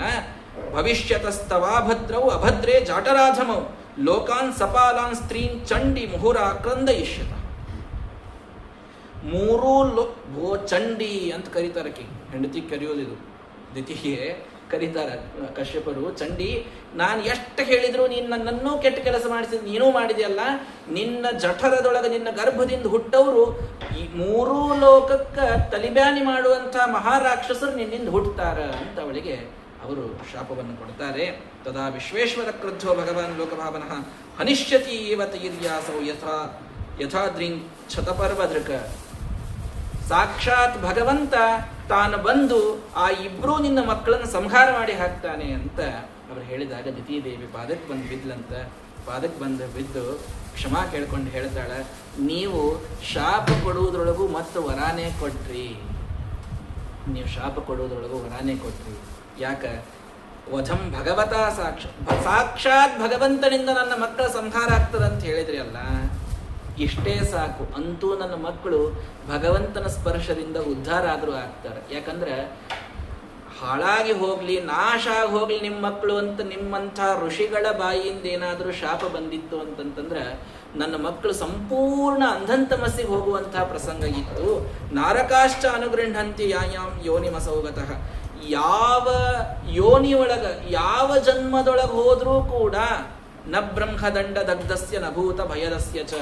ಯಾರು ಬ್ರಾಹ್ಮಣರ ಶಾಪದಿಂದ ದಗ್ಧರಾಗ್ಯಾರೋ, ಋಷಿಗಳ ಜ್ಞಾನಿಗಳ ಶಾಪ ಯಾವಂಗ ಹತ್ಯೆದೋ ಅವನಿಗೆ ಯಾವ ಜನ್ಮದಾಗೂ ಮೋಕ್ಷ ಆಗುವುದಿಲ್ಲ. ನೀವು ಶಾಪ ಕೊಡ್ಲಿಲ್ಲ, ಬರೇ ಭಗವಂತ ಬಂದು ನಿನ್ನ ಮಕ್ಕಳನ್ನ ಸಂಹಾರ ಮಾಡ್ಲಿ ಅಂತ ಇಷ್ಟೇ ಆ ಒಂದು ಪಾಪಕ್ಕೆ ಅಲ್ಲೇ ಪರಿಹಾರ ಹೇಳ್ಬಿಟ್ಟಿರಿ. ನೀವು ನನ್ನ ಮೇಲೆ ದಯಾನೇ ತೋರಿರಿ ಸ್ವಾಮಿ ಅಂತ ದಿತಿ ಬಂದು ಪಾಪ ಕಶ್ಯಪರಿಗೆ ಪಾದವನ್ನು ತಾನು ಪಾದಕ್ಕೆ ನಮಸ್ಕಾರವನ್ನು ಮಾಡ್ತಾ ಇದ್ದಾಳೆ. ಆವಾಗ ಕಶ್ಯಪರಂದ್ರಂತ ಕೃತಶೌಕ ಅನುತಪ್ತೇನ ಸದ್ಯ ಪ್ರತ್ಯವಮರ್ಶನಾತ್ ಭಗವತ್ಯುರುಮಾನಾಚ್ಚ ಭವೇ ಮಯ್ಯಪಿ ಚಾದರ. ನೋಡಮ್ಮ, ನಿನಗೆ ನೀ ಮಾಡಿದ್ದು ತಪ್ಪು ಅಂತನ್ನೋದು ಮಾಡಿದ ಮುಂದಿನ ಕ್ಷಣಕ್ಕೆ ಗೊತ್ತಾಯಿತು. ನೀನದಕ್ಕೆ ಪಶ್ಚಾತ್ತಾಪ ಪಟ್ಟಿ, ನನ್ನೊಳಗ ಆದರವನ್ನು ತೋರಿದಿ, ಭಗವಂತನಲ್ಲಿ ಭಕ್ತಿಯನ್ನು ಮಾಡಿದಿ. ಈ ಕಾರಣಕ್ಕೆ ನಾನು ಕೊಟ್ಟ ಶಾಪಕ್ಕೂ ಅಲ್ಲಿದಲ್ಲೇ ನಾನು ಪರಿಹಾರವನ್ನು ಹೇಳಿ ನಿನ್ನ ಮಕ್ಕಳಿಗೆ ಏನೂ ಆಗಲಾರ್ದಂಗ ಭಗವಂತನ ವಧ ಆಗಿ ಮತ್ತವರು ತಾವು ಸದ್ಗತಿಯನ್ನೇ ಪಡೆಯುವಂಗೆ ನಾನು ಅನುಗ್ರಹ ಮಾಡೀನಿ. ಹಾಗಾಗಿ ತಪ್ಪು ಮಾಡೋದು ಮನುಷ್ಯ ಸಹಜವಾಗಿ ಮಾಡಿದರೂ ಅವನಿಗೆ ಅದೇ ಕಾಲದಲ್ಲಿ ಅದರ ಅವಮರ್ಶ ಬಂತು, ಅದರ ಪಶ್ಚಾತ್ತಾಪ ಆಯಿತು, ಭಗವಂತನಲ್ಲಿ ತಾನು ಭಕ್ತಿಯನ್ನ ಮಾಡಿದ ಅಂತಂದ್ರೆ ಮತ್ತೆ ಆ ಶಾಪದಿಂದ ಅವನು ಪರಿಹಾರ ಮಾಡಿಕೊಳ್ಳಿಕ್ಕೆ ಸಾಧ್ಯ ಅಂತನ್ನುವುದನ್ನು ಶಾಪ ಕೊಟ್ಟೂ ತೋರಿಸಿದರೆ ಕಶ್ಯಪರು ಅದರ ಪರಿಹಾರವನ್ನು ಕೂಡ ತಾವು ಈ ರೀತಿ ಬೋಧಿಸ್ತಾ ಇದ್ದಾರೆ. ಗಾಯಂತಿ ಯದ್ ಯಶಶುದ್ಧಂ ಭಗವದ್ ಯಶಸಾಸಂ. ನೋಡ್ರಿ, ಪಶ್ಚಾತ್ತಾಪ ಪಟ್ಟಿದ್ದಕ್ಕೆ ಒಂದು ವರ ಕೊಟ್ರಂತ. ತಪ್ಪು ಮಾಡಿದ್ಲು, ಶಾಪ ಕೊಟ್ರು, ಅದರ ಪರಿಹಾರ ಹೇಳಿದ್ರು. ಅಷ್ಟೇ ಅಲ್ಲ, ಪಶ್ಚಾತ್ತಾಪ ಪಟ್ಟಿದ್ದಕ್ಕೆ ವರ ಕೊಡುತ್ತಾರೆ. ಏನಂತಂದ್ರೆ ಪುತ್ರಸ್ಯೈವ ಚ ಪುತ್ರಾಣಂ ಭವಿತಾ ಏಕಸ್ಸತಾಂ ಮತಃ. ನಿನ್ನ ಮಗನ ಮಗ ಒಬ್ಬ ಹುಟ್ಟುತ್ತಾನ, ಅವನ ಯಶಸ್ಸಿನಿಂದ ನಮ್ಮ ಇಡೀ ಕುಲ ಉದ್ಧಾರ ಆಗಿ ಹೋಗ್ತದೆ. ಅಂತಹ ಪ್ರಹ್ಲಾದನ ಅವತಾರ ನಿನ್ನ ಮಕ್ಕಳೊಳಗೆ ಆಗ್ತದೆ ಅನ್ನುವಂತಹ ವರವನ್ನು ಕೂಡ ಕಶ್ಯಪರು ತಾವು ದಿತಿದೇವಿಗೆ ಕೊಡ್ತಾ ಇದ್ದಾರೆ. ಸವೈ ಮಹಾಭಾಗವತೋ ಮಹಾತ್ಮ ಮಹಾನುಭಾವೋ ಮಹತಾಂ ಮಹಿಷ್ಟ ಪ್ರವೃದ್ಧ ಭಕ್ತ್ಯ ಹ್ಯನುಭವಾತಿಶಾಯೇ ಹ್ಯನುಭವಿತಾಶಯೇ ನಿವೇಶ್ಯ ವೈಕುಂಠಮತದ್ವಿಹಾಸ್ಯತಿ. ನಮ್ಮ ಇಡಿಯಾದ ಜನ್ಮ, ಇಡಿಯಾದ ಕುಲ ಇದು ಉದ್ಧಾರ ಆಗುವಂತೆ ಮಹಾತ್ಮನಾಗಿ ಮಹಾನುಭಾವನಾಗಿ ಭಗವಂತನಲ್ಲಿ ವಿರುದ್ಧವಾದ ಭಕ್ತಿಯಿಂದ ನಮ್ಮೆಲ್ಲರನ್ನೂ ವೈಕುಂಠದ ಗತಿಯನ್ನು ಸೇರಿಸುವಂತಹ ಮಹಾಮೊಮ್ಮಗ ನಮಗೆ ಹುಟ್ಟುತ್ತಾನಮ್ಮ ಅಂತ ಕಶ್ಯಪರು ದಿತಿದೇವಿಗೆ ಅನುಗ್ರಹವನ್ನು ಮಾಡ್ತಾರೆ. ಆವಾಗ ಅವಳು ಗರ್ಭಧಾರಣೆಯನ್ನು ಮಾಡಿದ್ಲು. ಗರ್ಭಧಾರಣ ಮಾಡಿದ್ರ ಆ ಗರ್ಭದಿಂದ ರಾಕ್ಷಸರು ಹುಟ್ಟುತ್ತಾರೆ. ಈಗ ಗೊತ್ತದ, ಶಾಪ ತಟ್ಟಿ ಬಿಟ್ಟದ. ಅದಕ್ಕೆ ಏನ್ ಮಾಡಿದ್ಲಿ ಇವಳು ಅಂದ್ರೆ ಮಹಾನುಭಾವಳು, ಆ ಗರ್ಭ ಹೊರಗೆ ಬರಲಾರ್ದಂಗೆ ತೊಡೆ ಹಿಡ್ಕೊಂಡ್ಬಿಟ್ಲಂತ. ಎಷ್ಟು ಹೊತ್ರಿ? 9 ತಿಂಗಳು ಒಂದು ಹೆಣ್ಣು ತಾನು ಗರ್ಭ ಇಟ್ಕೋಬಹುದು. ಈಕಿ 100 ವರ್ಷ ಆದ್ರೂ ಗರ್ಭ ಹೊರಗೆ ಹಾಕೊಳ್ಳು. 100 ವರ್ಷ ಹಂಗೆ ಇಟ್ಕೊಂಡ್ಲಂತ ದಿತಿದೇವಿ. ಗರ್ಭ ಒಳಗೆ ಇಟ್ಕೊಂಡ್ರೆ ದೇವತೆಗಳು ಬಂದು ಪ್ರಾರ್ಥನಾ ಮಾಡಿದ್ರಂತ. ಏನು? ದ್ವಿತೀಯ ಗರ್ಭ ಎಷ್ಟು ದೊಡ್ಡದಾಗಿ ಬಿಟ್ಟದ ಅಂತಂತಂದ್ರ ಸೂರ್ಯ ಅವ ಯಾವ ಹಳ್ಳಿ ಒಳಗೆ ಯಾವ ಊರೊಳಗೆ ಇದ್ದಾಳ ಅಲ್ಲಿ ಸೂರ್ಯನ ಕಿರಣೆ ಬರ್ತಿರ್ಲಿಲ್ಲಂತ. ಈಕೆ ಇದು ಗರ್ಭ ಅದನ್ನ ಆವರಿಸ್ಬಿಡ್ತಿತ್ತಂತ. ಕತ್ಲಿ, ಆಕೆ ಎಲ್ಲಿ ಹೋಗ್ತಾಳಂತ ಕತ್ಲಿ. ಇಂಥ ಒಂದು ಕೆಟ್ಟ ಪರಿಸ್ಥಿತಿ ಬಂದುಬಿಟ್ಟದ ಸ್ವಾಮಿ. ಹಿಂಗಾಗಿ ನೀ ಏನಾದರೂ ಮಾಡಿ ಅವಳಿಗೆ ತಿಳಿಸಿ ಆ ಗರ್ಭವನ್ನು ಮೊದಲು ಹೊರಗೆ ಹಾಕ್ಲಿಕ್ಕೆ ಹೇಳು ಅಂತ ದೇವತೆಗಳು ಹೋಗಿ ಬ್ರಹ್ಮದೇವರಿಗೆ ಕೇಳ್ತಾರೆ. ಬ್ರಹ್ಮದೇವರಂದ್ರು, ಆ ಗರ್ಭದೊಳಗೆ ಯಾರಿದ್ದಾರೆ ಗೊತ್ತೇನು ನಿಮಗ? ಅವ್ರು ತಮ್ಮದು ಇತಿಹಾಸ ಹೇಳಿಗತ್ತು ಬ್ರಹ್ಮದೇವರು. ಆ ಗರ್ಭದೊಳಗ ಸಾಮಾನ್ಯರಿಲ್ಲ, ಸಾಕ್ಷಾತ್ ದೇವ ಪಾರ್ಷದರಾದ ಜಯ ವಿಜಯರು ಒಳಗಿದ್ದಾರೆ. ಅವರಿಬ್ರು ಅವಳಿ ಜವಳಿ. ತಿಳ್ಕೊಳ್ರಿ, ಇದನ್ನು ಬಹಳ ಮಂದಿ ಗೊತ್ತಿರಂಗಿಲ್ಲ. ಹಿರಣ್ಯಾಕ್ಷ ಹಿರಣ್ಯಕಶಿಪು ಇಬ್ರು ಕೂಡ ಅವಳಿ ಜವಳಿ ಹುಟ್ಟಿದವರು. ಆಯ್ತಾ? ಅದಕ್ಕೆ ಮೊದಲು ಹುಟ್ಟಿದವರು, ಆಮೇಲೆ ಹುಟ್ಟಿದವರು, ಈ ಅರ್ಥದೊಳಗೆ ಅಣ್ಣ ತಮ್ಮ ಆದವರಷ್ಟೇ. ಇಬ್ರು ಒಂದೇ ಸಲಕ್ಕೆ ಹುಟ್ಟಿದ್ರು. ಅವಳ ಗರ್ಭದೊಳಗೆ ಇಬ್ಬರಿದ್ದಾರೆ. ಆ ಇಬ್ಬರಿಂದ ಇಡೀ ಜಗತ್ತು ತ್ರಸ್ತವಾಗಿ ಹೊಂಟಾಗ ಬ್ರಹ್ಮದೇವರು ಹೇಳ್ತಾರೆ, ಸನಕ ಸನಂದನ ಸನತ್ಕುಮಾರ ಸನತ್ ಸುಜಾತರೆ ನನ್ನ 4 ಮಕ್ಕಳು ಮಾನಸ ಪುತ್ರರಿದ್ರು. ಒಂದು ಸಲ ವೈಕುಂಠಕ್ಕೆ ಅಂತ ಭಗವಂತನ ದರ್ಶನಕ್ಕೆ ಅವರು ಹೋಗ್ಯಾರೆ. ಹೋದಾಗ ಏನು ಅದ್ಭುತವಾದಂತಹ ವೈಕುಂಠ ವರ್ಣನೆಯನ್ನು ಮಾಡ್ತಾರೆ ಭಾಗವತ. ಅದನ್ನು ಹೇಳಲಿಕ್ಕತ್ರ ಬಹಳ ಸಮಯ ಆಗ್ತದೆ ಅನ್ನೋದಕ್ಕೆ ಮುಂದೆ ಹೋಗಬೇಕು. ಇನ್ನೂ ಬಹಳಷ್ಟು ತೃತೀಯ ಸ್ಕಂದದ ಕಪಿಲ ಉಪಾಖ್ಯಾನ ಇತ್ಯಾದಿಗಳನ್ನು ಹೇಳೋದಿದೆ ಅನ್ನೋದಕ್ಕೆ. ಅಂತೂ ಆ ವೈಕುಂಠವೆಂಬ ದಿವ್ಯವಾದಂತಹ ಲೋಕ, ಶ್ರೀರೂಪಿಣಿ ಕೊಣಯತಿ ಚರಣಾರವಿಂದಂ ಲೀಲಾಂಬುಜೇನ ಹರಿಸದ್ಮನಿ ಮುಕ್ತ ದೋಷ ಸಂಲಕ್ಷ್ಯತೆ ಸ್ಫುಟಿಕ ಕುಡ್ಯ ಉಪೇತ ಹಿಮ್ನಿ ಸಮ್ಮಾರ್ಜತೀವ ಯದನುಗ್ರಹಣೆ ಅನ್ಯಯತ್ನಾಹ. ಮೋಕ್ಷವನ್ನು ಕೊಡುವ ಸಾಮರ್ಥ್ಯ ಇರುವುದು ನಮ್ಮ ಮಹಾಲಕ್ಷ್ಮೀ ದೇವಿ.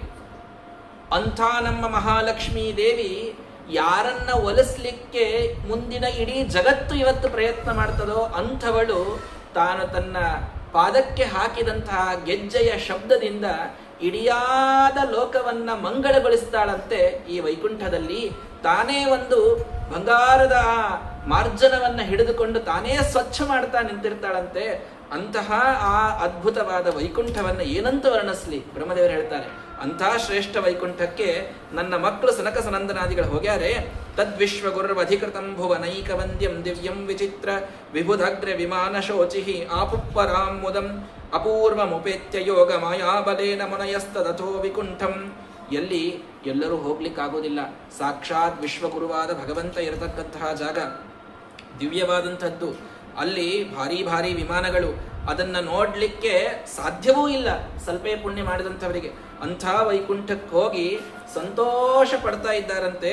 ತಾನ್ ವೀಕ್ಷ್ಯ ವಾತರಶನಾನ್ ಚತುರಕುಮಾರಾನ್ ವೃದ್ಧಾನ್ ದಶಾರ್ಧ ವಯಸ್ಸೋ ವಿದಿತ ಆತ್ಮತತ್ವಾನ್. ಸಾಮಾನ್ಯರಲ್ಲ, ವಿದಿತ ಆತ್ಮತತ್ವಾನ್. ಎಲ್ಲಾ ತತ್ವಜ್ಞಾನ ಹೊಂದಿದಂತಹ ಸನಕಾದಿ ಋಷಿಗಳು. ಅವರನ್ನು ನೋಡಿ ಇವೆರಡೂ ಹೊರಗೆ ನಿಂತಿದ್ದು. ಜಯ ವಿಜಯ ಅಂತ ಪಾಪ ಹರಿಪಾರ್ಷದರು, ಯಾರಂತ ಗೊತ್ತೇ ಇಲ್ಲ. ದಶಾರ್ಧ ವಯಸ್ಸು, 5 ವರ್ಷದ ಹುಡುಗರಿದ್ದಂಗೆ ಇದ್ರಂತ. ಪಂಚಷಠಾಯ ನಾರ್ಭಾಭಾಹ ಪೂರ್ವೇಶಾಮಪಿ ಪೂರ್ವಜಾಹ. ಹುಟ್ಟಿದ್ದರೆ ಸೃಷ್ಟಿ ಒಳಗೆ ಎಲ್ಲಾರ್ಕಿಂತ ಮೊದಲು ಹುಟ್ಟಿದವ್ರು ಇವರು. ಆದ್ರೆ ನೋಡ್ಲಿಕ್ಕೆ 5 ವರ್ಷದ ಹುಡುಗರು ಇದ್ದಂಗೆ ಇದ್ದು, ಇವೇನು ಹುಡುಗರನ್ನು ಒಳಗೆ ಬಿಡೋದು ಅಂತ ಅನ್ಕೊಂಡು ಅವ್ರ ದ್ವಾರದೊಳಗೆ ರೋಧನ ಮಾಡಿ ಕೂತ್ಬಿಟ್ಟು.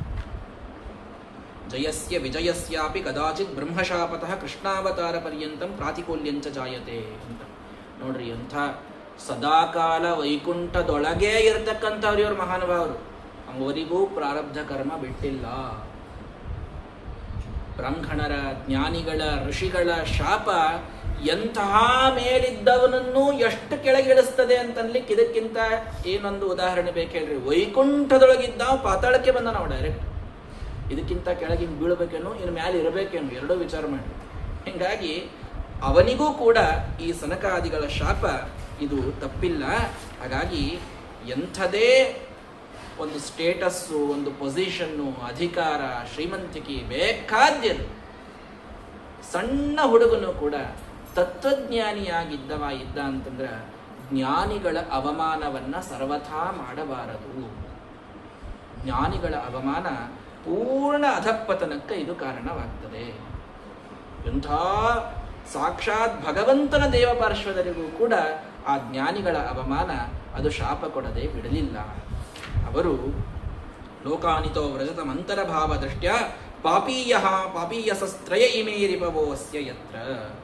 ನೀವು 3 ದೇಹಗಳೊಳಗ ಭಗವಂತನನ್ನೇ ದ್ವೇಷ ಮಾಡುವ ರಾಕ್ಷಸರಾಗಿ ನೀವು ಹುಟ್ಟ್ರಿ ಅಂತ ಶಾಪವನ್ನ ಸನಕಾದಿಗಳು ಆ ಜಯ ವಿಜಯರಿಗೆ ಕೊಡ್ತಾರೆ. ಸತ್ಯೋ ಹರೇರನುಚರ ಅವರು ಬಿಭ್ಯತಸ್ತತ ಪಾದಗ್ರಹಾವಪ ಪತತಾಂ ಅತಿಕಾತರೇಣ. ಅತ್ಯಂತ ಭಯದಿಂದ ಪಶ್ಚಾತ್ತಾಪ ತಪ್ತರಾಗಿ ಒಂದೇ ಕ್ಷಣಕ್ಕೆ ಆ ಜಯ ವಿಜಯರಿಬ್ಬರೂ ಬಂದು ಆ ಸನಕಾದಿಗಳ ಪಾದವನ್ನು ಗಟ್ಟಿ ಹಿಡಿದು ಮಾವೋರ್ನು ತಾಪ ಕಲಯ ಭಗವತ್ ಸ್ಮೃತಿಘ್ನೋ ಮೋಹೋ ಭವೇದಿಹ ತುನೋ ವ್ರಜತೋ ರಥೋ ರಥ.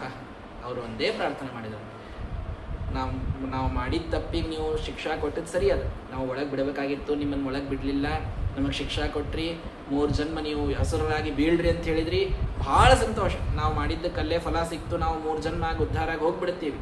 ಆದ್ರೆ ಎಷ್ಟು ಕೆಳಗೆ ಹೋದರೂ ಕೂಡ ನಾವು ಭಗವಂತನ ಸ್ಮೃತಿಯಿಂದ ವಂಚಿತರಾಗದಂತೆ, ಮತ್ತೆ ಭಗವಂತನ ಸ್ಮೃತಿ ನಮಗೆ ಕೊನೆಯ 3 ಅವತಾರಗಳಾದ್ಮೇಲೆ ಬಂದು ನಾವು ಮತ್ತೆ ದೇವರ ಸೇವಾಕ್ ಇಲ್ಲೇ ಬಂದು ನಿಲ್ಲು ಹಂಗೆ ನಮಗೊಂದು ಅನುಗ್ರಹನೂ ನೀವೇ ಮಾಡ್ರಿ ಅಂತ ಪಾಪ ಜಯ ವಿಜಯರು ಸನಕಾದಿ ಋಷಿಗಳಿಗೆ ಪ್ರಾರ್ಥನೆಯನ್ನು ತಾವು ಮಾಡ್ತಾರಂತೆ. ಏವಂತದೈವ ಭಗವಾನ್ ಅರವಿಂದನಾಭ. ಸಾಕ್ಷಾತ್ ಭಗವಂತ ತಾನು ಎದ್ದು ಅಲ್ಲಿ ಹೊರಗೆ ಬಂದು ನೋಡ್ತಾನೆ.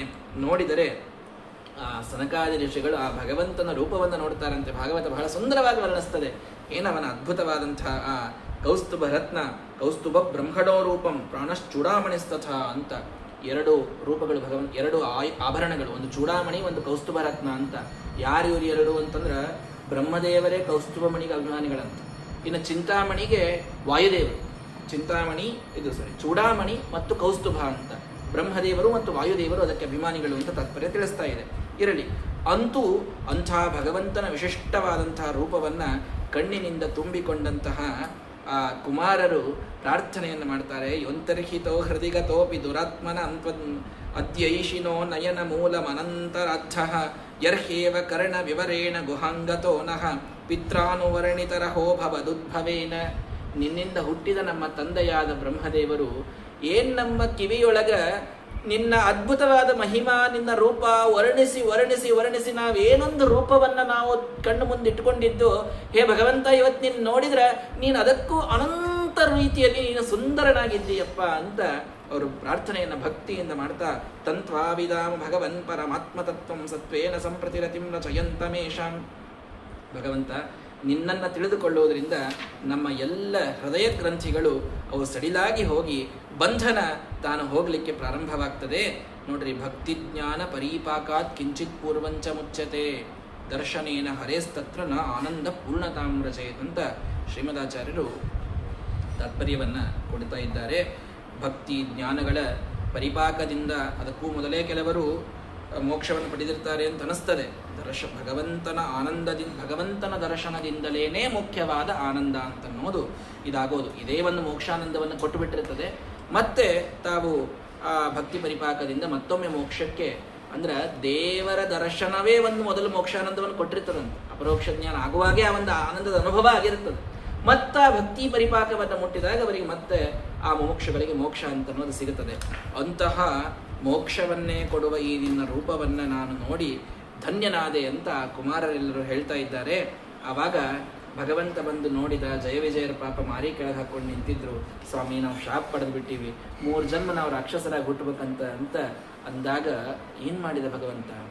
ನೀವ್ಯಾರೋ ಇವ್ರಿಗೆ ಶಾಪ್ ಕೊಡ್ಲಿಕ್ಕೆ ಸಣ್ಣ ಹುಡುಗರು, ಇವ್ರು ಎಷ್ಟು ನನ್ನ ಸೇವಾ ಮಾಡ್ತಾರೆ, ಸದಾ ನನ್ನ ದ್ವಾರಪಾಲಕರಾಗಿ ನಿಂತು ನನಗೆ ಏನು ಹೇಳಿದ್ದೆಲ್ಲ ಮಾಡ್ತಾರೆ, ನೀವ್ಯಾಕೆ ಶಾಪ್ ಕೊಟ್ರಿ ಅಂತನ್ಲಿಲ್ಲಂತ ಸನಕಾದಿಗಳಿಗೆ ಭಗವಂತ ಹೇಳಿದ. ಇವ್ರ ಪಾಪ ನನ್ನ ಪಾರ್ಷದರಪ್ಪ ಜಯ ವಿಜಯ ಅಂತ. ತಥೇವ ಆತ್ಮಕೃತಂ ಮನ್ಯ ಯತ್ ಸ್ವಕುಂಭಿರಸತ್ಕೃತ. ನೀವು ನನಗೆ ಕ್ಷಮಾ ಮಾಡ್ರಿಪ್ಪ. ಯಾರು ಹೇಳಿರುತ್ತಾರೆ ಇದನ್ನು? ದೇವರು ನಾರಾಯಣ ತನ್ನ ವೈಕುಂಠ ದ್ವಾರದಿಂದ ಹೊರಗೆ ಬಂದು ಆ ಸನಕಾದಿಗಳಿಗೆ ಹೇಳ್ತಾನೆ, ನನ್ನ ದಾಸರು ನನ್ನ ಸೇವಕರು ಮಾಡಿದಂತಹ ತಪ್ಪು ಇದು ನಾನೇ ಮಾಡಿದ ತಪ್ಪು ಅಂತ ಆಗ್ತದೆ. ಮನೆಯೊಳಗೆ ಒಬ್ಬ ಯಜಮಾನ, ಅವನಿಗೆ ಜವಾಬ್ದಾರಿ ಎಂಥದ್ದು ಅಂತ ದೇವರು ತೋರಿಸಿಕೊಡ್ಲಿ ಅಂತ. ಅವನ ಹೆಂಡತಿ ಮಾಡಿದ ತಪ್ಪು ಇದು ಅವನ ತಪ್ಪು ಅಂತ ಆಗ್ತದೆ, ಅವನ ಮಕ್ಕಳು ಮಾಡಿದ ತಪ್ಪು ಅವನ ತಪ್ಪು ಅಂತ ಆಗ್ತದೆ, ಅವನ ಸೇವಕರು ಮಾಡಿದ ತಪ್ಪು ಅವನ ತಪ್ಪು ಅಂತ ಆಗ್ತದೆ. ಬಲಿಚಕ್ರವರ್ತಿ ಚಲೋನೇ ಇದ್ದ, ಅವನ ಸೇವಕರು ಮಾಡಿದ ತಪ್ಪೆಲ್ಲ ಅವನಿಗೆ ಪಡ್ಕೊಂಡಿತ್ತು. ಇದಾಗ್ತದೆ. ಭಗವಂತ ಹೇಳ್ತಾನ, ನನ್ನ ಸೇವಕರ ಪಾಪ ತಪ್ಪು ಮಾಡ್ಯಾರ, ಇದು ನಂದೇ ತಪ್ಪಂತ ಆಗ್ತದಪ್ಪ, ನಾ ಕ್ಷಮಾ ಕೇಳ್ತೀನಿ. ಸರ್ವೋತ್ತಮೋಪಿ ಭಗವಾನ್ ವಿಪ್ರಾದೇ ಪೂಜನಾಯತು. ಶ್ರೀಮದಾಚ ತಾತ್ಪರ್ಯದಲ್ಲಿ ಹೇಳ್ತಾರೆ, ಭಗವಂತ ಸರ್ವೋತ್ತಮನಾದರೂ ಕೂಡ ಜ್ಞಾನಿಗಳ ಮಹತ್ವವನ್ನು ತಿಳಿಸ್ಲಿಕ್ಕೆ ತಾನು ಬಂದು ಕ್ಷಮೆಯನ್ನ ಕೇಳ್ತಾನೆ, ತಾನೇ ಅವರಲ್ಲಿ ಗುಣಗಳನ್ನು ವರ್ಣಿಸ್ತಾನೆ, ತಾನೇ ಅವರಲ್ಲಿ ಅವರ ಅವರ ಪಾದಗಳಿಗೆ ತಾನೇ ಕೆಲವೊಮ್ಮೆ ಪೂಜೆ ಮಾಡಿಯೂ ತಾನು ತೋರಿಸ್ತಾನೆ. ಭಗವಂತ ಇದನ್ನ ತಾನು ನಟನೆಗೆ ಅಂತ ಮಾಡ್ತಾನೆ, ಆದರೆ ಇದರ ಮಹತ್ವ ಎಷ್ಟು ಅನ್ನೋದನ್ನು ಭಗವಂತನಿಗೆ ಮುಖ್ಯವಾಗಿ ತಿಳಿಸಬೇಕಾಗಿದೆ. ಹಾಗಾಗಿ ಜ್ಞಾನಿಗಳ ಅವಮಾನವನ್ನು ಸರ್ವಥಾ ಮಾಡಬಾರದು. ಯತ್ಸೇವಯಾಚರಣ ಪದ್ಮ ಪವಿತ್ರರೇಣೋ ಸದ್ಯಕ್ಷತಾಖಿಲಮಲಂ ಪ್ರತಿಲಬ್ಧಶೀಲಂ ನ ಶ್ರೀರ್ವಿರಕ್ತಮಪಿ ಮಾಂ ವಿಜಾಹತಿ ಯಸ್ಯಾಹ ಪ್ರೇಕ್ಷಾಲವಾರ್ಥಮಿತರನ್ಯಮೋರ್ಹತೆ ಮತ. ದೇವರ ಹೆಸರು ಹೇಳ್ತಾನೆ ನೋಡಿ, ನಾನು ಬಹಳ ವಿರಕ್ತರಿ, ನನಗೆ ಯಾರು ಬೇಕೇ ಆಗಿಲ್ಲ. ವಿರಕ್ತನಾದವನ ಕಡೆಗೆ ಸಂಪತ್ತಿರ್ತದೆ. ನಾವು ವಿರಕ್ತಿರ್ತಾನ, ಅವನ ಕಡೆಗೆ ಸಂಪತ್ತಿರಂಗೇ ಇಲ್ಲ. ಅವ ನನಗೆ ಎಲ್ಲಿ ಬೇಕೋ ಏನು ಬೇಕೋ ಸಿಕ್ಕೋ ಸುಮ್ಮ ಅಡ್ಡಾಡ್ತಿರ್ತಾನೆ. ಅಂಥದ್ದು ನಾನು ವಿರಕ್ತನಾದರೂ ಕೂಡ ಈ ಲಕ್ಷ್ಮೀದೇವಿ ನನ್ನನ್ನು ಎಂದೂ ಬಿಡಂಗಿಲ್ಲ. ವಿರಕ್ತ ಆದವನ ಕಡೆ ಸಂಪತ್ತಿರಬಾರದು. ದೇವ್ರು ಹೇಳ್ತಾನೆ, ದೇವ್ರ ಮಾತು ಕೇಳ್ರಿ, ನಾನು ಎಷ್ಟು ವಿರಕ್ತನಾದರೂ ಈ ಲಕ್ಷ್ಮೀ ನನ್ನನ್ನು ಎಂದೂ ಬಿಟ್ಟಿಲ್ಲ. ಯಾಕಂತಂದ್ರ ನಾನು ಯಾವಾಗಲೂ ಜ್ಞಾನಿಗಳ ಬ್ರಾಹ್ಮಣರ ಪೂಜಾ ಮಾಡ್ತೀನಲ್ಲ, ಅದಕ್ಕೆ ಈ ಲಕ್ಷ್ಮೀ ನನ್ನ ಕಡೆಗಿದ್ದಾಳ. ದೇವ್ರು ಹೇಳೋ ಮಾತು ಎಷ್ಟು ವಿಚಿತ್ರ ಅಂದ್ರೆ, ಎಷ್ಟೇ ವೈರಾಗ್ಯ ತಾಳಿದರೂ ಕೂಡ ಯಾರು ಉತ್ತಮರ ಪೂಜೆಯನ್ನ ಮಾಡ್ತಾರೋ ಅವರಲ್ಲಿ ಸಂಪತ್ತು ಇದು ವಾಸ ಮಾಡಲಿ. ಅಂದ್ರೆ ವೈರಾಗ್ಯ ಇದ್ದವರಿಗೆ ಸಂಪತ್ತಿರಬಾರ್ದಂತಲ್ಲ, ಅದರ ಸಂಪತ್ತು ಎಲ್ಲಿರ್ತದಂದ್ರೆ ಎಲ್ಲಿ ತಮಗಿಂತಲೂ ಉತ್ತಮರಾದ ಋಷಿಗಳ ಜ್ಞಾನಿಗಳ ಬ್ರಾಹ್ಮಣರ ಪೂಜಾ ನಡೀತದೋ ಅಲ್ಲಿ ಸಂಪತ್ತು, ಅಲ್ಲಿ ಲಕ್ಷ್ಮೀದೇವಿ ತಾನು ವಾಸವನ್ನ ಮಾಡುತ್ತಾಳೆ.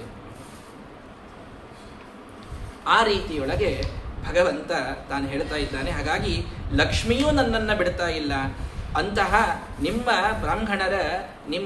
ಬ್ರಾಹ್ಮಣರು ಅನ್ನೋ ಶಬ್ದಕ್ಕಿಲ್ಲ, ಅರ್ಥ ತಿಳ್ಕೊಂಡ್ಬಿಡ್ರಿ, ತತ್ವಜ್ಞಾನಿಗಳು, ಆ ಜ್ಞಾನಿಗಳ ಪೂಜೆಯಿಂದಲೇ ಇಷ್ಟೆಲ್ಲ ನನಗೆ ಸಂಪತ್ತು ಬಂದಿದೆ ಅಂತ ಭಗವಂತ ನಟನೆಗೆ ಹೇಳಿದ್ದು.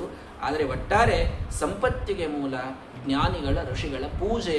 ಮಹಾಸ್ವಾಮಿಗಳಂತಹ ಮಹಾನುಭಾವರು ಮನೆಗೆ ಬಂದಾಗ ಏನಪ್ಪ ಅದು ಪೂಜಾ ಮಾಡ್ತೀವಿ ನೋಡ್ರಿ, ಅದು ನಮ್ಮಲ್ಲಿ ಸಂಪತ್ತು ಬರಲಿಕ್ಕೆ ಮುಖ್ಯವಾದ ಕಾರಣವಾಗ್ತದೆ ಅಂತ ದೇವರು ತಿಳಿಸಿಕೊಡ್ತಾನೆ. ಅಥ ತಸ್ಯೋಷತೀಂ ದೇವೀಂ ಋಷಿಕುಲ್ಯಾಂ ಸರಸ್ವತೀಂ ಆಸ್ವಾದ್ಯ ಮನ್ಯುದಷ್ಟಾನಾಂ ತೇಷಾಂ ಆತ್ಮ ಅಪಿ ಅತೃಪ್ಯತ. ಸಿಟ್ಟಿಗೆ ಬಂದು ಶಾಪ ಕೊಟ್ಟಂತಹ ಅದೇ ಸಿಟ್ಟಿನೊಳಗಿದ್ದಂತಹ ಆ ಋಷಿಗಳ ಮನಸ್ಸು ಕೂಡ ಭಗವಂತನ ಆ ಅಮೃತದಂತಹ ವಾಣಿಯನ್ನ ಕೇಳಿ ಶಾಂತ ಆಗಿಬಿಡುತ್ತದೆ. ಸಿಟ್ಟನ್ನ ಶಮನ ಮಾಡೋದು ಸಿಟ್ಟಲ್ಲ, ಇದನ್ನು ತಿಳ್ಕೊಳ್ರಿ. ಭಾರೀ ಸಿಟ್ಟಿಗೆದ್ದವರ ಮನಸ್ಸು ಸಮಾಧಾನ ಮಾಡಲಿಕ್ಕಿರೋದು ಅತ್ಯಂತ ವಿನಯದ ವಾಣಿ ಆ ಸಿಟ್ಟನ್ನು ಹೊದಿಸ್ತದೆ. ವಿನಯದಿಂದ ಯಾರಾದರೂ ಪ್ರೀತಿಪೂರ್ವಕವಾದ ಮಾತುಗಳನ್ನು ಹೇಳಿದರೆ ಆ ಸಿಟ್ಟು ತಾನಾಗಿ ಇಳಿದು ಹೋಗುತ್ತೆ. ಹಾಗಾಗಿ ಭಾರೀ ಸಿಟ್ಟಿಗೆ ಬಂದಂತಹ ಸನಕಾದಿಗಳ ಸಿಟ್ಟು ಭಗವಂತನ ಆ ಅಮೃತಪೂತವಾದ ವಾಣಿಯಿಂದ ಕ್ಷಣದೊಳಗದು ಇಳಿದು ಹೋಗ್ಯದ. ಅವರು ಪ್ರಾರ್ಥನೆಯನ್ನು ಮಾಡ್ಕೊಳ್ತಾ ಇದ್ದಾರೆ. ತ್ವತ್ತಸ್ಸನಾತನೋ ಧರ್ಮೋ ರಕ್ಷತೆ ತನುಭಿಸ್ತವ. ಭಗವಂತ ನೀನಿದ್ದೀಯಂತ, ನಿನ್ನ ಅವತಾರಗಳವ ಅಂತ ಈ ಸನಾತನ ಧರ್ಮದ ರಕ್ಷಣಾ ಇದಾಗ್ತಾ ಇದೆ. ನೋಡ್ರಿ, ಸನಾತನ ಧರ್ಮದ ರಕ್ಷಣಾ ಮಾಡೋ ಸಾಕ್ಷಾತ್ ಭಗವಂತ. ಸನಕಾದಿಗಳು ಹೇಳ್ತಾರೆ, ಕೆಲವ್ರು ತಾವೇ ಗುತ್ತಿಗೆ ತಗೊಂಡು ಇಟ್ಕೊಂಡ್ಬಿಟ್ಟಾರೆ, ನಾವು ಸನಾತನ ಧರ್ಮದ ರಕ್ಷಣಾ ಮಾಡೋರು ನಾವು ಇದ್ದೀವಂತ ಧರ್ಮ ಉಳಿದದ್ರಿ, ಇಲ್ಲಾಂದ್ರೆ ಎಂದೋ ಹೋಗ್ತಿತ್ತು. ಎಂದೂ ಹೋಗುವುದಿಲ್ಲ, ಯಾರಿಂದೂ ಉಳಿಯುವುದಿಲ್ಲ. ಧರ್ಮಸ್ಯ ಪರಮೋ ಗುಷ್ಯೋ ನಿರ್ವಿಕಾರೋ ಭವನ್ಮತ. ಸಾಕ್ಷಾತ್ ಭಗವಂತ ತಾನು ತನ್ನ ವಿಭೂತಿಗಳನ್ನು ಕಳಿಸಿ ಈ ಧರ್ಮದ ರಕ್ಷಣೆಯನ್ನು ಆಯಾ ಕಾಲಕ್ಕೆ ತಾನು ಮಾಡಿಸ್ತಾ ಇರ್ತಾನೆ ಅನ್ನೋದನ್ನು ಭಾಗವತ ನಮಗೆ ತಿಳಿಸ್ತಾ ಇದೆ. ಹಾಗಾಗಿ ಭಗವಂತ ನಿನ್ನಂಥ ರಕ್ಷಕ ನಮಗಿರೋದರಿಂದ ಈ ಒಂದು ವಿಧವಾದಂತಹ ಅದ್ಭುತವಾದ ಸೃಷ್ಟಿ ಇದು ನಡೀತದೆ. ಎಲ್ಲ ಜನರ ಕ್ಷೇಮಕ್ಕಾಗಿ ನೀನೇ ತ್ರ್ಯಧಿಪತೇರ್ಬತ ವಿಶ್ವಭರ್ತು ತೇಜಕ್ಷತಿ ತ್ವವನ್ನತಸ್ಯ ಸತೆ ವಿನೋದ. ನೀನು ಹಿಂಗಿವತ್ತು ಬಾಗಿ ನಿಲ್ಲಿಗತ್ತಿ ನಮಗೆ ನಮಸ್ಕಾರ ಮಾಡ್ತಿ, ಕ್ಷಮಾ ಕೇಳ್ತಿ ಅಂತಂತಂದ್ರೆ ಇದು ಸತೆ ವಿನೋದ. ನೋಡ್ರಿ ಸನಕಾದಿಗಳು, ನೋಡ್ರಿ ದೇವರನ್ನ ಬಗ್ಗಿಸಿ ಬಂದಿವ್ರಿ ನಾವು, ನಮ್ಮ ಮುಂದೆ ದೇವರೇ ನಮಸ್ಕಾರ ಮಾಡಿ ಕ್ಷಮಾ ಕೇಳಿದ. ಇಂಥ ಅಹಂಕಾರ ಪಡಲಿಲ್ಲ ಅವರು. ಸತೆ ವಿನೋದ, ಇದು ನಿನ್ನ ವಿನೋದ ಅಂತ ಹೇಳಿದರು. ಕೇವಲ ಲೀಲೆಗಾಗಿ ನೀನು ಈ ರೀತಿಯೊಳಗೆ ಮಾಡ್ತೀ ಬಿಟ್ರೆ ಬೇರೆ ಏನೂ ಇದರೊಳಗೆ ನಮ್ಮ ಮಹಿಮಾ ಅಂತನ್ನೋದಿಲ್ಲ ಅಂತ ತೋರಿಸ್ತಾ ಇದ್ದಾರೆ. ಶಾಪೋಮಯೈವ ವಿಹಿತತ್ತದವೈತ ವಿಪ್ರಾಹ. ನೀವು ಕೊಟ್ಟ ಶಾಪ ಅಲ್ರಪ್ಪ, ನಾನೇ ಈ ಶಾಪವನ್ನು ಕೊಟ್ಟಿದ್ದು, ನಿಮ್ಮೊಳಗೆ ನಿಂತು ನಾನೇ ಈ ರೀತಿ ಪ್ರಚೋದನವನ್ನು ಮಾಡಿದ್ದು. ಹಾಗಾಗಿ ಇರಲಿ ಅಂತ ಭಗವಾನ್ ಅನುಗಾವಾಹ ಯಾತಂ ಮಾಂ ಭೈಷ್ಟಮಸ್ತುಷಂ. ಹೋಗಿ ಬರ್ರಿಪ್ಪ, ನೀವು ಭಯ ಆಗೋದು ಬೇಡ. ಜಯ ವಿಜಯನ ಕರೆದು ಹೇಳಿದ್ನಂತ, ಇರಲಿ ಬ್ರಾಹ್ಮಣರ ಶಾಪ ಆಗ್ಯದಲ್ಲ, ಸುಳ್ಳು ಮಾಡ್ಲಿಕ್ಕೆ ಆಗೋದಿಲ್ಲ, ಆದ್ರೆ ಭಯ ಪಡಬೇಡ್ರಿ. ಬ್ರಹ್ಮತೇಜ ಸಮರ್ಥೋಪಿ ಹಂತುಂ ನೇಚ್ಛೆ ಮತಂತುಮೆ. ನಾನು ಸಮರ್ಥನಾದರೂ ಕೂಡ ಯಾವ ಬ್ರಾಹ್ಮಣನ ಶಾಪವನ್ನು ಸುಳ್ಳು ಮಾಡುವುದಿಲ್ಲ. ದೇವರು ಹೇಳ್ತಾನೆ, ಭಗವಂತನಿಗೆ ಎಲ್ಲ ಶಾಪ ಸುಳ್ಳು ಮಾಡ್ಲಿಕ್ಕೆ ಸಾಮರ್ಥ್ಯ ಇದ್ರೂ ಬ್ರಾಹ್ಮಣರ ಶಾಪವನ್ನು ಸುಳ್ಳು. ನಿನ್ನೆ ಉದ್ಧವರ ಕಥೆಯೊಳಗೆ ಕೇಳಿದ್ರು, ಯಾದವರಿಗೆ ತನ್ನ ಮಕ್ಕಳಿಗೆ ಬ್ರಾಹ್ಮಣರ ಶಾಪ ಆದಾಗಲೂ ಭಗವಂತ ಸುಳ್ಳು ಮಾಡಿಲ್ಲ. ಅಷ್ಟು ಭಗವಂತ ಜ್ಞಾನಿಗಳಿಗೆ ಕೊಡುವಂತಹ ಮಹತ್ವ, ಅವರ ಮಾತನ್ನು ದೇವರು ಸುಳ್ಳು ಮಾಡುವುದಿಲ್ಲ. ಹಾಗಾಗಿ ಈ ಶಾಪ ನಿಮಗೆ ಯಾವಾಗೋ ಆಗಿತ್ತು. ನೀವೊಮ್ಮೆ ಹಿಂದೆ ಲಕ್ಷ್ಮೀದೇವಿಯನ್ನೇ ತಡೆದು ಬಿಟ್ಟಿದ್ರಿ, ಅವಾಗೇ ಈ ಶಾಪ ಆಗಿತ್ತು. ಅವಾಗ ನಿಮಗೆ ಈ ಜನ್ಮ ಬಂದಿಲ್ಲ, ಈಗ ಇನ್ನೊಮ್ಮೆ ಅದೇ ಶಾಪ ಆಗಿ ಅಂತೂ ನೀವು ಅಂತರ್ಭಕ್ತ ಬಹಿರ್ವೈರ ಹಿರಣ್ಯಾದ್ಯ ಹರೇರ್ಮತಃ. ನೋಡ್ರಿ, ಇವರಿಗೆ ಒಳಗ್ ಭಕ್ತಿ ಅದೇ ಅದ. ಈ ಶಾಪ ನಿಮಿತ್ತವಾಗಿ ಹೊರಗೆ ವೈರ ಬಂದದ್ದು ಇವರೆಲ್ಲರಿಗೂ. ನಿಜವಾದ ರಾಕ್ಷಸರಿಗೆ ಒಳಗ ಹೊರಗ ಕೂಡ ದ್ವೇಷ ಇರ್ತದೆ, ಇವರಿಗೆ ಒಳಗ ಭಕ್ತಿನೇ ಇತ್ತು. ಆ ಕಾಲಕ್ಕೆ ಶಾಪ ನಿಮಿತ್ತವಾಗಿ ವೈರ ಅಂತನ್ನೋದು ಈ ಜಯ ವಿಜಯರಿಗೆ, ಹಿರಣ್ಯಾದಿಗಳಿಗೆ ಇದು ಬಂದಿತ್ತು ಅಂತನ್ನೋದನ್ನು ಶ್ರೀಮದಾಚಾರ್ಯ ತಾತ್ಪರ್ಯದಲ್ಲಿ ತಿಳಿಸ್ತಾರೆ. ಹಾಗಾಗಿ ನೋಡ್ರಪ್ಪ, ನಾನೇ ಬಂದು ನಿಮ್ಮನ್ನು ಈ ಮೂರೂ ರೂಪಗಳೊಳಗ, ಮೂರೂ ಅವತಾರಗಳೊಳಗ ಸಂಹಾರ ಮಾಡ್ತೀನಿ, ನೀವು ಅಂಜಬೇಡ್ರಿ, ನೀವು ಹೋಗ್ರಿ ಅಂತ ಭಗವಂತ ಅವರಿಗೆ ಅನುಗ್ರಹ ಮಾಡಿ ಕಳಿಸ್ತಾ ಇದ್ದಾನೆ. ವಿಶ್ವಸ್ಯ ಸ್ಥಿತಿಲಯೋದ್ಭವ ಹೇತುರಾಜ್ಯ ಯೋಗೀಶ್ವರೈರಪಿ ದುರತ್ಯಯ ಯೋಗ ಮಾರ್ಗಃ ಕ್ಷೇಮಂ ವಿಧಾಸ್ಯತಿ ಸನೋ ಭಗವಾನ್ ತ್ರ್ಯಧೀಶಃ ತ್ರಾತಾಸ್ವದೀಯ ವಿಮರ್ಶೇನ ಕಿಯಾನಿ ಅರ್ಥಃ. ಬ್ರಹ್ಮದೇವರು ಹೇಳುತ್ತಾರೆ, ಸಾಕ್ಷಾತ್ ಭಗವಂತಪ ಇಡಿಯಾದ ಸೃಷ್ಟಿ ಸ್ಥಿತಿ ಲಯ ಎಲ್ಲವನ್ನ ಮಾಡಿ ಯೋಗೀಶ್ವರರಿಗೂ ಸಿಗದಂತಹ ಮಾರ್ಗದೊಳಗ ತಾನಿದ್ದು ತ್ರ್ಯಧೀಶಃ ಮೂರು ಲೋಕಗಳಿಗೆ ತಾನೇ ಅಧೀಶನಾಗಿ, ಮೂರು ತಾಪಗಳಿಗೆ ತಾನೇ ಅಧೀಶನಾಗಿ, ಆಧ್ಯಾತ್ಮಿಕ ಆದಿಭೌತಿಕ ಆದಿದೈವಿಕವಾದ ತಾಪಗಳಿಗೂ ಅವನೇ ಅಧೀಶ, ಈ ಮಧ್ಯಲೋಕ ಊರ್ಧ್ವಲೋಕ ಅಧೋಲೋಕಗಳಿಗೂ ತಾನೇ ಅಧೀಶ, ವೈಕುಂಠ ಅನಂತಾಸನ ಶ್ವೇತದ್ವೀಪಗಳಿಗೂ ತಾನೇ ಅಧೀಶ. ಎಷ್ಟು ನಿಮಗೆ ಮೂರು ಅಂತಿದೆಯೋ ಅದೆಲ್ಲ ಮೂರು ವೇದಗಳಿಗೆ ತಾನಧೀಶ, ಮೂರು ವಿಧವಾದ ಜೀವರಿಗೆ ತಾನಧೀಶ, ಸುರ ನರ ರಾಕ್ಷಸರಿಗೆ ತಾನಧೀಶ, ಎಲ್ಲರಿಗೂ ಅಧೀಶನಾದ ತ್ರ್ಯಧೀಶನಾದ ಆ ಭಗವಂತ ತ್ರಾತ, ಅವನು ಎಲ್ಲರ ರಕ್ಷಣೆಗೆ ಗಿದ್ದಾಗ ಅಸ್ಮದೀಯ ವಿಮರ್ಶೆಯನ್ನ ಕಿಯಾನಿ. ನಾವು ಬಹಳ ಬ್ರಹ್ಮದೇವರು ಹೇಳ್ತಾರ್ರಿ ಈ ಮಾತನ್ನ. ಬ್ರಹ್ಮದೇವರು ಹೇಳ್ತಾರ, ನಾವು ನಮ್ಮ ತಲೆ ಓಡಿಸಿ ಎಲ್ಲಾರನ್ನೂ ರಕ್ಷಣಾ ಮಾಡ್ಲಿಕತ್ತೀವಿ, ನಾವೆಲ್ಲ ಬರೋಬ್ಬರ್ ನಡೆಸೀವಿ, ನಾವು ಇದ್ದೀವಂತ ನಡೆದದಂತ ನಾವು ತಿಳ್ಕೊಂಡಿವಿ. ಹಂಗೇನೂ ಇಲ್ಲ. ಬ್ರಹ್ಮದೇವರು ನಿಜವಾಗಿ ತಿಳ್ಕೊಂಡಿಲ್ಲ, ನಮ್ಮ ವಿಷಯ ಕೇಳ್ತಾರ ಅವರು. ನಮ್ಮಿಂದ ಏನೂ ನಡೆದಿಲ್ಲ. ಕ್ಷೇಮಂ ವಿಧಾಸ್ಯತಿ ಸನು ಭಗವಾನ್ ತ್ರ್ಯಧೀಶಃ. ಆ ಭಗವಂತ ನಿಜವಾಗಿ ಎಲ್ಲರಿಗೆ ಕ್ಷೇಮವನ್ನು ಉಂಟು ಮಾಡ್ತಾ ಇದ್ದಾನೆ, ಎಲ್ಲರ ದುಃಖವನ್ನು ಕಳೀತಾ ಇದ್ದಾನೆ, ಎಲ್ಲರಿಗೆ ರಕ್ಷಣೆಯನ್ನ ಆ ಭಗವಂತ ಮಾಡ್ತಾ ಇದ್ದಾನೆ. ಉಳಿದೆಲ್ಲ ಸುಳ್ಳು. ನಾ ರಕ್ಷಣೆ ಮಾಡ್ತೀನಿ ನನ್ನ ಮಕ್ಕಳನ್ನ, ನನ್ನ ಮನೆ ನಾ ರಕ್ಷಣೆ ಮಾಡ್ಕೋತೀನಿ, ಏನೂ ಇಲ್ಲ. ಯೋವತ್ಯುಪಲಾಂತರ್ಗತ ಭೇಕಂ ಯೋವತ್ಯುಪಶಯಮಜಗರಮೇಕಂ ಯೋವತಿ ಕೋಷ್ಠಾಧಿಷ್ಠಿತ ತೋಕಂ ಸೋವತಿ ಸೋವತಿ ಸೋವತಿ ಲೋಕಂ ಭಜ ಭಗವಂತಂ ಭಜ ಭಗವಂತಂ ಭಜ ಭಗವಂತಂ ಭ್ರಾಂತಮತೆ ಯಮರಾಡ್ದೂತೆ ಧೃತ ಮಾಯಾತೆ ಧನವನಿತೆ ತೇ ನಹಿ ಸಹಾಯಾತೆ ಅಂತ ಸತ್ಯಧರ್ಮ ತೀರ್ಥರು ಹೇಳ್ತಾರೆ. ಭಗವಂತನನ್ನು ಭಜನೆ ಮಾಡಿ. ಯಾಕಂದ್ರೆ ಆ ಕಪ್ಪಿ ತಾನು ಕಲ್ಲು ಬುಡಕ್ಕೆ ಹೋಗಿ ಕೂತಾಗ ಯಾರೂ ಅದಕ್ಕೆ ಒಯ್ದು ಏನು ಆಹಾರ ಹಾಕ್ಲಿಲ್ಲ ಅಂದ್ರು ಅದು ಕೂತಲ್ಲೇ ಆಹಾರ ಬರೋ ಹಂಗೆ ರಕ್ಷಣಾ ಮಾಡವ ನಮ್ಮ ಭಗವಂತ. ಸರಳ ಒಂದು ಗಿಡದ ಮೇಲೆ ಒಂದು ದೊಡ್ಡ ಅಜಗರ ಸರ್ಪ ಮಲ್ಕೊಂಡು ಬಿಟ್ಟಾಗ ಆ ಬಹುನಿದ್ರಾ ಒಳಗಿದ್ದ ಸರ್ಪಕ್ಕೂ ತಾನೇ ಬಂದು ಬಾಯಿಗೆ ಆಹಾರ ಬೀಳು ಹಂಗ ಮಾಡಾಮ ಆ ನಮ್ಮ ಭಗವಂತ. ತಾಯಿಯ ಗರ್ಭದೊಳಗ ಶಿಶುವಿಗೆ ಏನೂ ಇರಲಾರ್ದೆ ಅದು ತಾನು ಒಬ್ಬಂಟಿಗನಾಗಿದ್ದಾಗ ಅಲ್ಲೂ ಹೋಗಿ ಅದಕ್ಕೆ ಆಹಾರವನ್ನು ಉಣಿಸಿ ಅದನ್ನು 9 ತಿಂಗಳು ಬೆಳೆಸುವಂಥವನು ಅದೇ ಭಗವಂತ. ಯಾವ ಭಗವಂತ ನಮಗೆ ಗರ್ಭದೊಳಗಿದ್ದಾಗ ರಕ್ಷಣೆ ಮಾಡಿದ್ನೋ ಹೊರಗೆ ಬಂದಾಗೂ ಅದೇ ಭಗವಂತ ರಕ್ಷಣೆ ಮಾಡ್ತಾನೆ ಹೊರತು ನಮ್ಮನ್ನು ನಾವು ರಕ್ಷಣೆ ಮಾಡ್ಕೋತೀವ್ರಿ ಅಂತನ್ನೋದು ಯಾವಾಗಲೂ ಸುಳ್ಳು. ಕ್ಷೇಮಂ ವಿಧಾಸ್ಯತಿ ಸನೋ ಭಗವಾನ್ ತ್ರಿಧೀಶಃ. ಸಾಕ್ಷಾತ್ ಭಗವಂತ ನಮ್ಮ ಕ್ಷೇಮಕ್ಕಾಗಿರ್ತಾನೆ, ನಮ್ಮ ರಕ್ಷಣವನ್ನು ಮಾಡ್ತಾ ಇರ್ತಾನೆ. ಅವ ಇದ್ದಾನಂತ ನಮಗೆಲ್ಲರಿಗೂ ನಾವು ಸುರಕ್ಷಿತವಾಗಿ. ಎಷ್ಟು ಸಲ ಹೇಳ್ತೀವಿ, ಜಸ್ಟ್ ಹಿಂಗೆ ಪಾಸ್ ಆತ್ರಿ, ಮೊಬೈಲ್ ಹಿಡ್ಕೊಂಡು ನಾವು ಗಾಡಿ ಹೊಡ್ಕೋತ ಹೊಂಟಿದ್ದೆ, ಆ ಲಾರಿ ನನ್ನ ಬಾಜೂಕೆ ಪಾಸ್ ಆಯ್ತು, ಇನ್ನೊಂಚೂರು ಬಾಜು ಬಂದಿದ್ದು ನೀ ಪಾಸ್ ಆಗ್ಬಿಡ್ತಿದ್ದಲ್ಲ. ಹಂಗಾಗ್ಲಿಲ್ಲಲ್ಲ, ಭಗವಂತ ಉಳಿಸ್ಯಾನಂತ ನಂಬು, ದೇವರು ರಕ್ಷಣೆ ಮಾಡ್ಯಾನ ಅನ್ನುವಂಥ ವಿಶ್ವಾಸವನ್ನಿಡು. ಭಗವಂತ ನಮ್ಮನ್ನು ರಕ್ಷಣೆ ಮಾಡ್ತಾನೆ ಅಂತ ಬ್ರಹ್ಮದೇವರು ಹೇಳ್ತಾ ಇದ್ದಾರೆ. ಹಾಗಾಗಿ ಅಲ್ಲಿ ಆ ದಿತಿದೇವಿ ಈ ರೀತಿಯೊಳಗೆ ಜಯ ವಿಜಯರನ್ನ ಧಾರಣ ಮಾಡ್ಯಾಳೆ. ಇಷ್ಟೆಲ್ಲ ಕಥೆಯವ್ರು ದೇವತೆಗಳಿಗೆ ಹೇಳಲಿಕತ್ತಾರ. ಅವಳಿಗೆ ಗರ್ಭ ಹೊರಗೆ ಹಾಕಂತ ಹೇಳ್ರಿ ಅಂತ ಅವ್ರು ಪ್ರಾರ್ಥನಾ ಮಾಡ್ಲಿಕ್ಕೆ ಬಂದಾಗ ಅವ್ರು ಹಿಂದಿಂದೆಲ್ಲ ಇತಿಹಾಸ ಹೇಳಿದ್ರು. ಇಂಥ ಗರ್ಭ ಒಳಗೆ ಕೂತಾವ 2 ರಾಕ್ಷಸರಾಗಿ ಬಂದಾರ ಅವರು ಪಾಪ ಜಯ ವಿಜಯರು. ಅದಕ್ಕೆ ಉತ್ಪಾತಗಳು ನಡೆದು ಅಂತ ಎಲ್ಲ ಕಡೆ. ಇವೆರಡೂ ಹುಟ್ಟತಾವಂತಂದ್ರೆ ಭಯಾವಹವಾದಂತಹ ಉತ್ಪಾತಗಳು. ಹೆಂಗ ಸಹಾಚಲ ಭುವಶ್ಚೇಲುರ್ ದಿಶಸ್ಸರ್ವ ಪ್ರಜ್ವಲು. ಅಲ್ಲಲ್ಲಲ್ಲಿ ಸುಮ್ಮನೆ ಬೆಂಕಿ ಹತ್ಲಿಕ್ಕೆ ಚಾಲೋ ಅದು ಅಂತ, ಮತ್ತೆ ಭೂಕಂಪ ಆಗ್ಲಿಕ್ಕೆ ಚಾಲೋ ಅದು ಅಂತ. ಬಿಜಾಪುರನಾಗ ಆಗಿದ್ದು ನೋಡ್ರಿ, ಹೋದ ವರ್ಷ ಭಾಳ 3-4 ಸಲ ಅದು ಅಲ್ಲ, ಏನೋ ಉತ್ಪಾತ ಆಗೋ ಇದ್ದು ಅನಿಸ್ತದೆ. ಶುಕ್ರೋಶ ವಿಮನಾವಾರ್ಧಿ, ಸುಮ್ಮನೆ ಸಮುದ್ರ ಉಕ್ಕೇರಿ ಹರಿಲಿಗತ್ತು ಬಿಡ್ತಂತ. ಹಿಂಗೆಲ್ಲ ಆಗ್ಲಿಗತ್ತು. ಅಂತರ್ಗ್ರಾಮೇಶು ಮುಖತೋ ವಮಂತ್ಯೋ ವನ್ಹಿ ಮುಲ್ಬಣಂ. ವನ್ಹಿಯನ್ನ ಉಗುಳ್ತಾ ಇವೆ, ಸೃಗಾಲಗಳು ನರಿಗಳೆಲ್ಲ ಕೂಗುತ್ತಾ ಇವೆ. ಸಂಗೀತದ ಧ್ವನಿಯನ್ನ ಕೋಗಿಲೆಗಳು ಮಯೂರಗಿಯು ನವಿಲುಗಳು ಇವು ಮಾಡಿದ್ರೆ ಚಂದ. ನಾಯಿ ಸಂಗೀತ ತೆಗೆದು ಹಾಡ್ಲಿಗತ್ತು. ಹಂಗೆ ಯಾವಾಗ ಹಾಡ್ತಾವಲ್ಲ ಅವಾಗ ರಾಕ್ಷಸರು ಹುಡ್ತಾರಂತ ಅರ್ಥ, ಅದು ಸೂಚನಾ. ಹಿಂಗಾಗಿ ನಾಯಿಗಳು ಹಾಡ್ತಾ ಇವೆ. ಇವೆಲ್ಲ ನೋಡಿದ್ರು ಏನೋ ಆಗ್ಲಿಗತ್ತದಂತ ಗೊತ್ತಾಯಿತು. ಆವಾಗ ಪ್ರಜಾಪತಿರ ನಾಮ ತಯೋರಕಾರ್ಷಿ.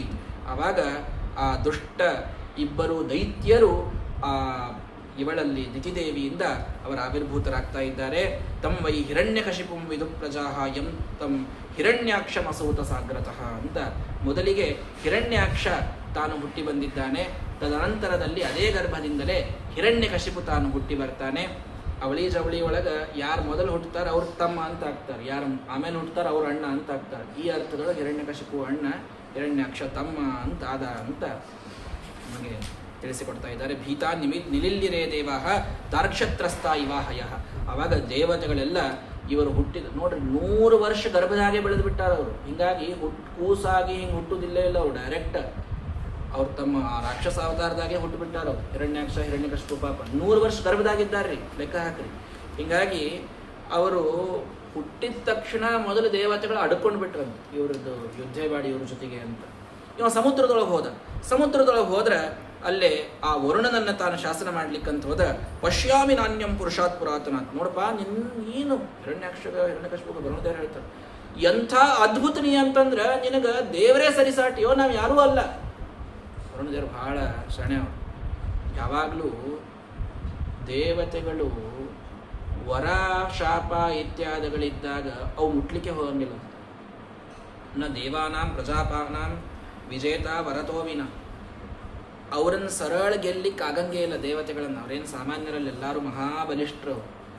ಏನೋ ವರ, ಇಂಥ ಬ್ರಹ್ಮದೇವ್ರ ವರ ರುದ್ರದೇವ್ರ ವರ ಹಿಂಗಿದ್ದಾಗ ನಾವಿನ್ನ ವರವನ್ನು ದಾಟಿದಂಗೆ ಆಗ್ತದನ್ನೋ ಒಂದೇ ಕಾರಣಕ್ಕೆ ದೇವತೆಗಳು ಸುಮ್ಮನೆ ಹಿಂದೆ ಸರಿದು ನಿಂತಿರ್ತಾರೆ. ಭಾಳ ಭಯ ಆದಪ್ಪ ನಿಮ್ಮಿಂದ ಅಂತ. ಯಾವ ರಾಕ್ಷಸರಿಂದಲೂ ಯಾವ ದೇವತೆಗಳಿಗೂ ಭಯ ಅನ್ನೋದು ಇರೋದಿಲ್ಲ. ಅದು ನಟನ. ಅವರು ಆ ವರ ಕೊಟ್ಟ ದೇವತೆಗಳಿಗೆ ನೀಡುವಂತಹ ಗೌರವ ಅಷ್ಟೇ. ಇದನ್ನು ಶ್ರೀಮದಾಚಾರ್ಯ ತಾತ್ಪರ್ಯದೊಳಗೆ ನಮಗೆ ತಿಳಿಸಿಕೊಡ್ತಾರೆ. ಬಲೇನ ವಿದ್ಯೆಯಾವಾಪಿ ನ ಸಮಃ ತತ್ಪತೀನ್ವಿನ. ಬಲ ಮತ್ತು ವಿದ್ಯೆಯೊಳಗೆ ದೇವತೆಗಳಿಗೆ ಸಮಾನರಾದವರು ಯಾರೂ ಇರೋದಿಲ್ಲ. ಪರೋಪಿ ತಾದೃಶೋ ಯಾವತ್ ಶರೀರಂ ನಾಣ್ಯ ದೇಹಗ. ಮತ್ತು ಯಾವುದೇ ವರ ಇದ್ರೂ ಆ ಒಂದು ಜನ್ಮದಾಗ ಇರ್ತದೆ ಅವನಿಗೆ, ಮುಂದಿನ ಜನ್ಮದಾಗ ಆ ವರ ಇರುವುದಿಲ್ಲ ಅವನಿಗೆ. ಅವ ಮತ್ತೆ ಇನ್ನೊಂದು ತಪಸ್ ಮಾಡಿ ವರ ಪಡಿಬೇಕಂತಿರ್ತದೆ. ಆದರೆ ನಮ್ಮ ದೇವತೆಗಳಿಗೆ ಅದೇ ಒಂದೇ ಜನ್ಮದೊಳಗೆ ಎಷ್ಟು ಬೇಕಷ್ಟು ತಮ್ಮ ಇಡೀ ಇದ್ದ ಕಾಲ ಶಕ್ತಿ ವಿದ್ಯಾ ಎಲ್ಲ ಪೂರ್ಣ ಸ್ಪಷ್ಟವಾಗಿ ದೇವತೆಗಳಿಗೆ ಇರ್ತದೆ. ಹೀಗಾಗಿ ರಾಕ್ಷಸರು ಎಂದೂ ದೇವತೆಗಳಿಗೆ ಸಮಾನ ಆಗುವುದಿಲ್ಲ. ಆ ವರ ಪಡೆದಷ್ಟು ಕಾಲ ಅವರು ಸ್ವಲ್ಪ ಮೆರೀಲಿ ಅಂತ ದೇವತೆಗಳು ಬಿಟ್ಟಿರ್ತಾರೆ ಅನ್ನೋದನ್ನ ಶ್ರೀಮದಾಚಾರ್ಯ ತಿಳಿಸಿಕೊಡ್ತಾ ಇದ್ದಾರೆ. ಹಾಗಾಗಿ ಮಾಂದ ವರುಣದೇವರು, ನೀನು ಸಾಕ್ಷಾತ್ ಭಗವಂತ ನಿನ್ನ ಸರಿಸಮಾನಪ್ಪ, ನಾವು ಯಾರಲ್ಲೇ ಅಲ್ಲ ಅಂತ ಹೇಳಿದಾಗ ಆ ಹಿರಣ್ಯಾಕ್ಷ ತಾನು ಭೂಮಿಯನ್ನು ಕದ್ದು ಆ ಲಯೋದಕದೊಳಗೆ ಒಯ್ದಿಡ್ತಾ ಇದ್ದಾನೆ. ಆವಾಗ ಭಗವಂತ ತಾನು ಈ ಮೂಗಿನಿಂದೇನು ಒಂದು ಅವತಾರ ಮೊದಲು ಆದಿ ವರಾಹ ಅಂತ ಬಂದಿದ್ದು, ಮತ್ತೊಮ್ಮೆ ತಾನು ಅದೇ ವರಾಹ ರೂಪವನ್ನು ಭಗವಂತ ತಾನು ತಗೊಳ್ತಾನೆ. ತಗೊಂಡಾಗ ಸತ್ಯಂ ವಯಂಭೋ ವನಗೋಚರ ಮೃಗಾಹ ಯುಷ್ಮದ್ವಿಧಾನ್ ಮೃಗಯೇ ಗ್ರಾಮಸಿಂಹಾನ್. ಭಗವಂತ ತಾನು ಯುದ್ಧ ಆಡ್ಲಿಕ್ಕೆ ಅಂತ ಅಲ್ಲಿ ಬಂದ. ಮೃಗ ನೀನು ನಿನ್ನ ಜೊತೆ ಏನು ಯುದ್ಧ ಆಡ್ಲಿ ಅಂತ ನೀವ ಹಿರಣ್ಯಾಕ್ಷ. ಆವಾಗ ಅಂದ, ಹೌದಪ್ಪ ಮೃಗಾನೇ ನಾವು, ಯಾಕೆ ನೀನು ಹುಡುಕಾಡ್ಕೊಂಡು ಬಂದಿಲ್ಲ. ಮೃಗ ಮಾರ್ಗಣ ಅಂದ್ರೆ ಹುಡುಕೋದು, ಹುಡುಕೋಕೆ ಮೃಗ ಅಂತಂತಾರೆ. ಎಲ್ಲಿ ಊಟದ ಅಂತ ಹುಡುಕಾಡ್ಕೊಂಡು ಹೋಗೋದಕ್ಕೆ ಅವ್ಕೆ ಮೃಗ ಅಂತ ಕರೀತಾರೆ. ಹೀಗಾಗಿ ನಿನ್ನಂಥ ನಾಯಿ ಎಲ್ಲದ ಅಂತ ಹುಡ್ಕೊಂಡು ಬಂದೆ ಅನ್ನೋದಕ್ಕೆ ನಾ ಮೃಗ ಇದ್ದದ್ದು ಖರೆ ಅಂತ ಅನ್ನಂತ ಭಗವಂತ. ನಿನ್ನಂಥ ನಾಯಿನ ಹುಡ್ಕೊಂಡು ಬಂದೀನಿ ನಾನು, ಬಾ ನೋಡೋಣ ಯುದ್ಧ ಆಡು ಅಂತ ಹೇಳಿದಾಗ ಭಗವಾನ್ಸ್ತು ಗದಾವೇಗಂ ವಿಸೃಷ್ಟಂ ನಿಪುಣ ಉರಸಿ ಅವಂಚಯತ್ತಿರಶ್ಚೀನ ಯೋಗಾರೂಢ ಇವಾಂತರಂ. ಭಾರೀ ಗದಾದಿಂದ ಈ ಹಿರಣ್ಯಾಕ್ಷ, ಯಾರೂ ದಿತಿದೇವಿಯಿಂದ ಹುಟ್ಟಿದವ, ಎರಡನೇ ಸಲ ಹಿರಣ್ಯಾಕ್ಷಿಮ, ಒಳಗ ದೇವಪಾರ್ಷದ ಇದ್ದಾನೆ. ಇವ ಬಂದು ಭಗವಂತನ ಜೊತೆಗೆ ಯುದ್ಧ ಆಡ್ಲಿಕ್ಕಂತ ಬಂದಾಗ ಕ್ರುದ್ಧನಾಗಿ ಭಗವಂತನು ಯುದ್ಧ ಆಡ್ಲಿಕ್ಕತ್ತಾನ. ಆವಾಗ ಬ್ರಹ್ಮದೇವರು ಬಂದು ಸ್ವಲ್ಪ ಹೊತ್ತಾದ್ಮೇಲೆ ಪ್ರಾರ್ಥನೆ ಮಾಡಿದಾನೆ. ಆಗಸ್ಕೃತ್ ಭಯಕೃತ್ ದುಷ್ಕೃತ್ ಅಸ್ಮಲ್ಲಬ್ಧವರೋ ಅಸುರಃ. ಇವ ಪಾಪ ಮಾಡ್ಯಾನ, ಕೆಟ್ಟ ಕೆಲಸ ಮಾಡ್ಯಾನ, ಎಲ್ಲರಿಗೂ ಭಯ ತಂದಾನ. ಇಂಥವನನ್ನ ಎಷ್ಟೊತ್ತಂತ ನೀನು ಮಾಯಾದಿಂದ ಲೀಲೆ ಆಡ್ಲಿಕ್ಕೆ ಇವನನ್ನ ನೀನು ಬಾಲಕನಂತೆ ಇವನ ಜೊತೆ ಯುದ್ಧ ಆಡ್ಲಿಕ್ಕತ್ತೀಯಲ್ಲ, ಬಿಡು. ಅಧುನೈವ ಅಭಿಜಿನ್ನಾಮ ಯೋಗೋ ಮುಹೂರ್ತಿಕೋಭ್ಯಗಾತ್. ಅಭಿಜಿನ್ ಮುಹೂರ್ತ ಬಂದದ ಭಗವಂತ. ಅಭಿಜಿತ, ಜಿತ ಅಂದ್ರೆ ಗೆಲ್ಲುವುದು. ನೀನು ಈಗ ಗೆಲ್ಲುವಂತಹ ಮುಹೂರ್ತ. ಹಾಗಾಗಿ ಇದೇ ಸಮಯದೊಳಗೆ ಶಿವಾಯ ನಸ್ತಂ ಸುಹೃದ ಮಾಶು ನಿಸ್ತರ ದುರಸ್ತರಂ. ಇವನಿಗೆ ದುಸ್ತರನಾದಂತಹ ಇವನನ್ನ ನಿಸ್ತಾರ ಮಾಡಿ ಒಗೆದು ಬಿಡು, ನಮಗೆ ನೀನು ಮಂಗಳವನ್ನು ಮಾಡು ಅಂತ ಬ್ರಹ್ಮದೇವರು ಬಂದು ಪ್ರಾರ್ಥನೆಯನ್ನು ಮಾಡಿದಾಗ ಭಗವಂತ ತಾನು ಅವನ ಗದಾ ಪ್ರಹಾರವನ್ನು ತಿಂದು ಏನೂ ಆಗಲಾರದೆ ನಿರ್ವಿಕಾರನಾಗಿ ನಿಂತಿದ್ದ. ಆವಾಗ ಅವನ ಗದೆಯನ್ನು ತಾನು ಸರಳವಾಗಿ ಕೆಳಗೆ ಬೀಳಿಸ್ತಾನೆ. ಬೀಳಿಸಿದಾಗ ಎತ್ತ ಗದ ಯುದ್ಧ ಆಡು ಅಂತಂದ ಹಿರಣ್ಯಾಕ್ಷಗೆ. ನೀ ಬೆಳೆಸಿದ ಗದ ನಾ ಎತ್ತಂಗಿಲ್ಲ ಅಂತ ಹೇಳಿ ತಾನೇನೋ ಒಂದು ಶೂಲ ಕೈಯೋಗಿ ತಗೊಂಡು ಅದರಿಂದ ಯುದ್ಧ ಮಾಡ್ಲಿಕ್ಕೆ ಬಂದ. ಏನು ಮಾಡಿದ್ರು, ವರಾಹರೂಪಿಯಾದ ಭಗವಂತನ ಆ ದಿವ್ಯವಾದಂತಹ ಅವತಾರದ ಮುಂದೆ ಏನು ಹಿರಣ್ಯಾಕ್ಷನ ಆಟ ಇದು ನಡೆದಿಲ್ಲ. ಸುದರ್ಶನಾಸ್ತ್ರಂ ಭಗವಾನ್ ಪ್ರಾಯುಂಕ್ತ ಚ ತತಸ್ತ್ರಿಪಾತ್. ಸರಳವಾಗಿ ತನ್ನ ಸುದರ್ಶನ ಚಕ್ರದಿಂದ ಅವನ ಕರ್ಣಕ್ಕೆ ತಾನು ಭಗವಂತ ಪ್ರಹಾರ ಮಾಡಿ ಈ ಹಿರಣ್ಯಾಕ್ಷನ ಸಂಹಾರವನ್ನ ಭಗವಂತ ತಾನಲ್ಲಿ ಮತ್ತೊಮ್ಮೆ ಮಾಡಿದ. ಮುಷ್ಟಿಯಿಂದ ಅವನ ಆ ಕಿವಿಯ ಕೆಳಗೆ ಭಗವಂತ ಪ್ರಹಾರವನ್ನು ಮಾಡಿ ಅವನ ಸಂಹಾರವನ್ನ ತಾನು ಮಾಡ್ತಾ ಇದ್ದಾನೆ. ಎಲ್ಲರೂ ಬಂದು ಭಗವಂತನಿಗೆ ಪುಷ್ಪವೃಷ್ಟಿಯನ್ನು ಮಾಡಿ ನಮೋ ನಮಸ್ತೆ ಖಿಲ ಯಜ್ಞತಂತವೇ ಸ್ಥಿತೌ ಗ್ರಹೀತಾಮಲ ಸತ್ವಮೂರ್ತಯೇ ದಿಷ್ಟ್ಯಾ ಹತೋಯಂ ಜಗತಾಮರುಂತು ತ್ವತ್ಪಾದ ಭಕ್ತ್ಯ ವಯಮೀಶ ನಿರ್ವೃತಾಃ. ಅರುಂತುದಃ ಅಂತ. ಅರುಂತುದ ಅಂದ್ರೆ ಯಾರಪ್ಪ? ಬಹಳ ವ್ಯಥ ನೀಡಾವ ಅಂತ. ಜಗತ್ತಿಗೆ ವ್ಯಥ ನೀಡುವಂತಹ ಹಿರಣ್ಯಾಕ್ಷನ ಸಂಹಾರವನ್ನು ನೀನು ಮಾಡಿದೆಯಲ್ಲ, ನಿನ್ನ ಪಾದದಲ್ಲಿ ನಮಗೆ ಭಕ್ತಿಯನ್ನು ಕೊಡು ಭಗವಂತ ಅಂತ ದೇವತೆಗಳು ಬಂದು ಎಲ್ಲರೂ ಪ್ರಾರ್ಥನೆಯನ್ನು ಮಾಡಿದ್ದಾರೆ. ಆವಾಗ ಅದ್ಭುತವಾದ ಆನಂದ ಅವರೆಲ್ಲರಿಗೂ ಆಯಿತು ಅಂತ ನಾವು ಕೇಳ್ತಾ, ಈ ಭಗವಂತನ ಹಿರಣ್ಯಾಕ್ಷ ವಧವನ್ನ, ವರಾಹಾವತಾರವನ್ನು ಯಾರು ಕೇಳ್ತಾರೋ, ಶೃಣೋತಿ ಗಾಯತ್ ಅನುಮೋದಿತ ಅಂಜಸ ವಿಮುಚ್ಯತೆ ಬ್ರಹ್ಮವದಾದಪಿ ದ್ವಿಜಃ. ಎಂಥ ಬ್ರಹ್ಮಹತ್ಯಾದಂತಹ ದೊಡ್ಡ ಪಾಪ ಜೀವನದೊಳಗೆ ತಿಳಿಯದೇನೆ ಏನಾದರೂ ನಡೆದಿತ್ತು ಅಂತಂದ್ರೆ ವರಾಹದೇವರ ಅವತಾರದ ಶ್ರವಣದಿಂದ ಆ ಪಾಪದಿಂದ ಮೋಕ್ಷ ಅಂತನ್ನೋದು ನಮಗೆ ಬರ್ತದೆ ಅಂತನ್ನೋದನ್ನ ಈ ಕಥೆಯ ಫಲವಾಗಿ ನಮಗೆ ಭಾಗವತ ತಿಳಿಸಿಕೊಡ್ತಾ ಇದೆ. ಅಂತಹ ಆ ಭೂಮಿಯನ್ನು ಮತ್ತೆ ತಂದು ಭಗವಂತ ತಾನಿಟ್ಟಿದ್ದಾನೆ. ಆವಾಗ ಮುಂದೇನು ಮಾಡಬೇಕು ಅಂತ ಕೇಳಿದಾಗ ಅಲ್ಲಿ ಮರೀಚ್ಯಾದಿ ಋಷಿಗಳ ಒಂದು ಜನ್ಮ ಇದಾಗ್ತಾ ಇದೆ. ಹೇಮ ಬ್ರಹ್ಮಾಂಡದ ಸೃಷ್ಟಿಯಾಗಿದೆ. ಆವಾಗ ಇವರು ಬ್ರಹ್ಮದೇವರು ಸೃಷ್ಟಿ ಮಾಡ್ಕೋತ ಹೊಂಟಿದ್ರು. ಭೂತ ಪ್ರೇತಗಳ ಸೃಷ್ಟಿಯಾಯಿತು. ಆವಾಗ ಜಕ್ಷಥ ಅಂತ ಇವರಂದು. ರಕ್ಷಥ ಅವು ಭಾಳ ಹಸಿವಿಗೆ ಬಂದಿದ್ದು. ಹಸಿವಿಗೆ ಬಂದಾಗ ಜಕ್ಷಥ ಅಂದ್ರೆ ತಿನ್ನು ಅಂತ ಅರ್ಥ, ರಕ್ಷಥ ಅಂದ್ರೆ ಬೇಡ ಸುಮ್ಮಿರು ಅಂತ ಅರ್ಥ.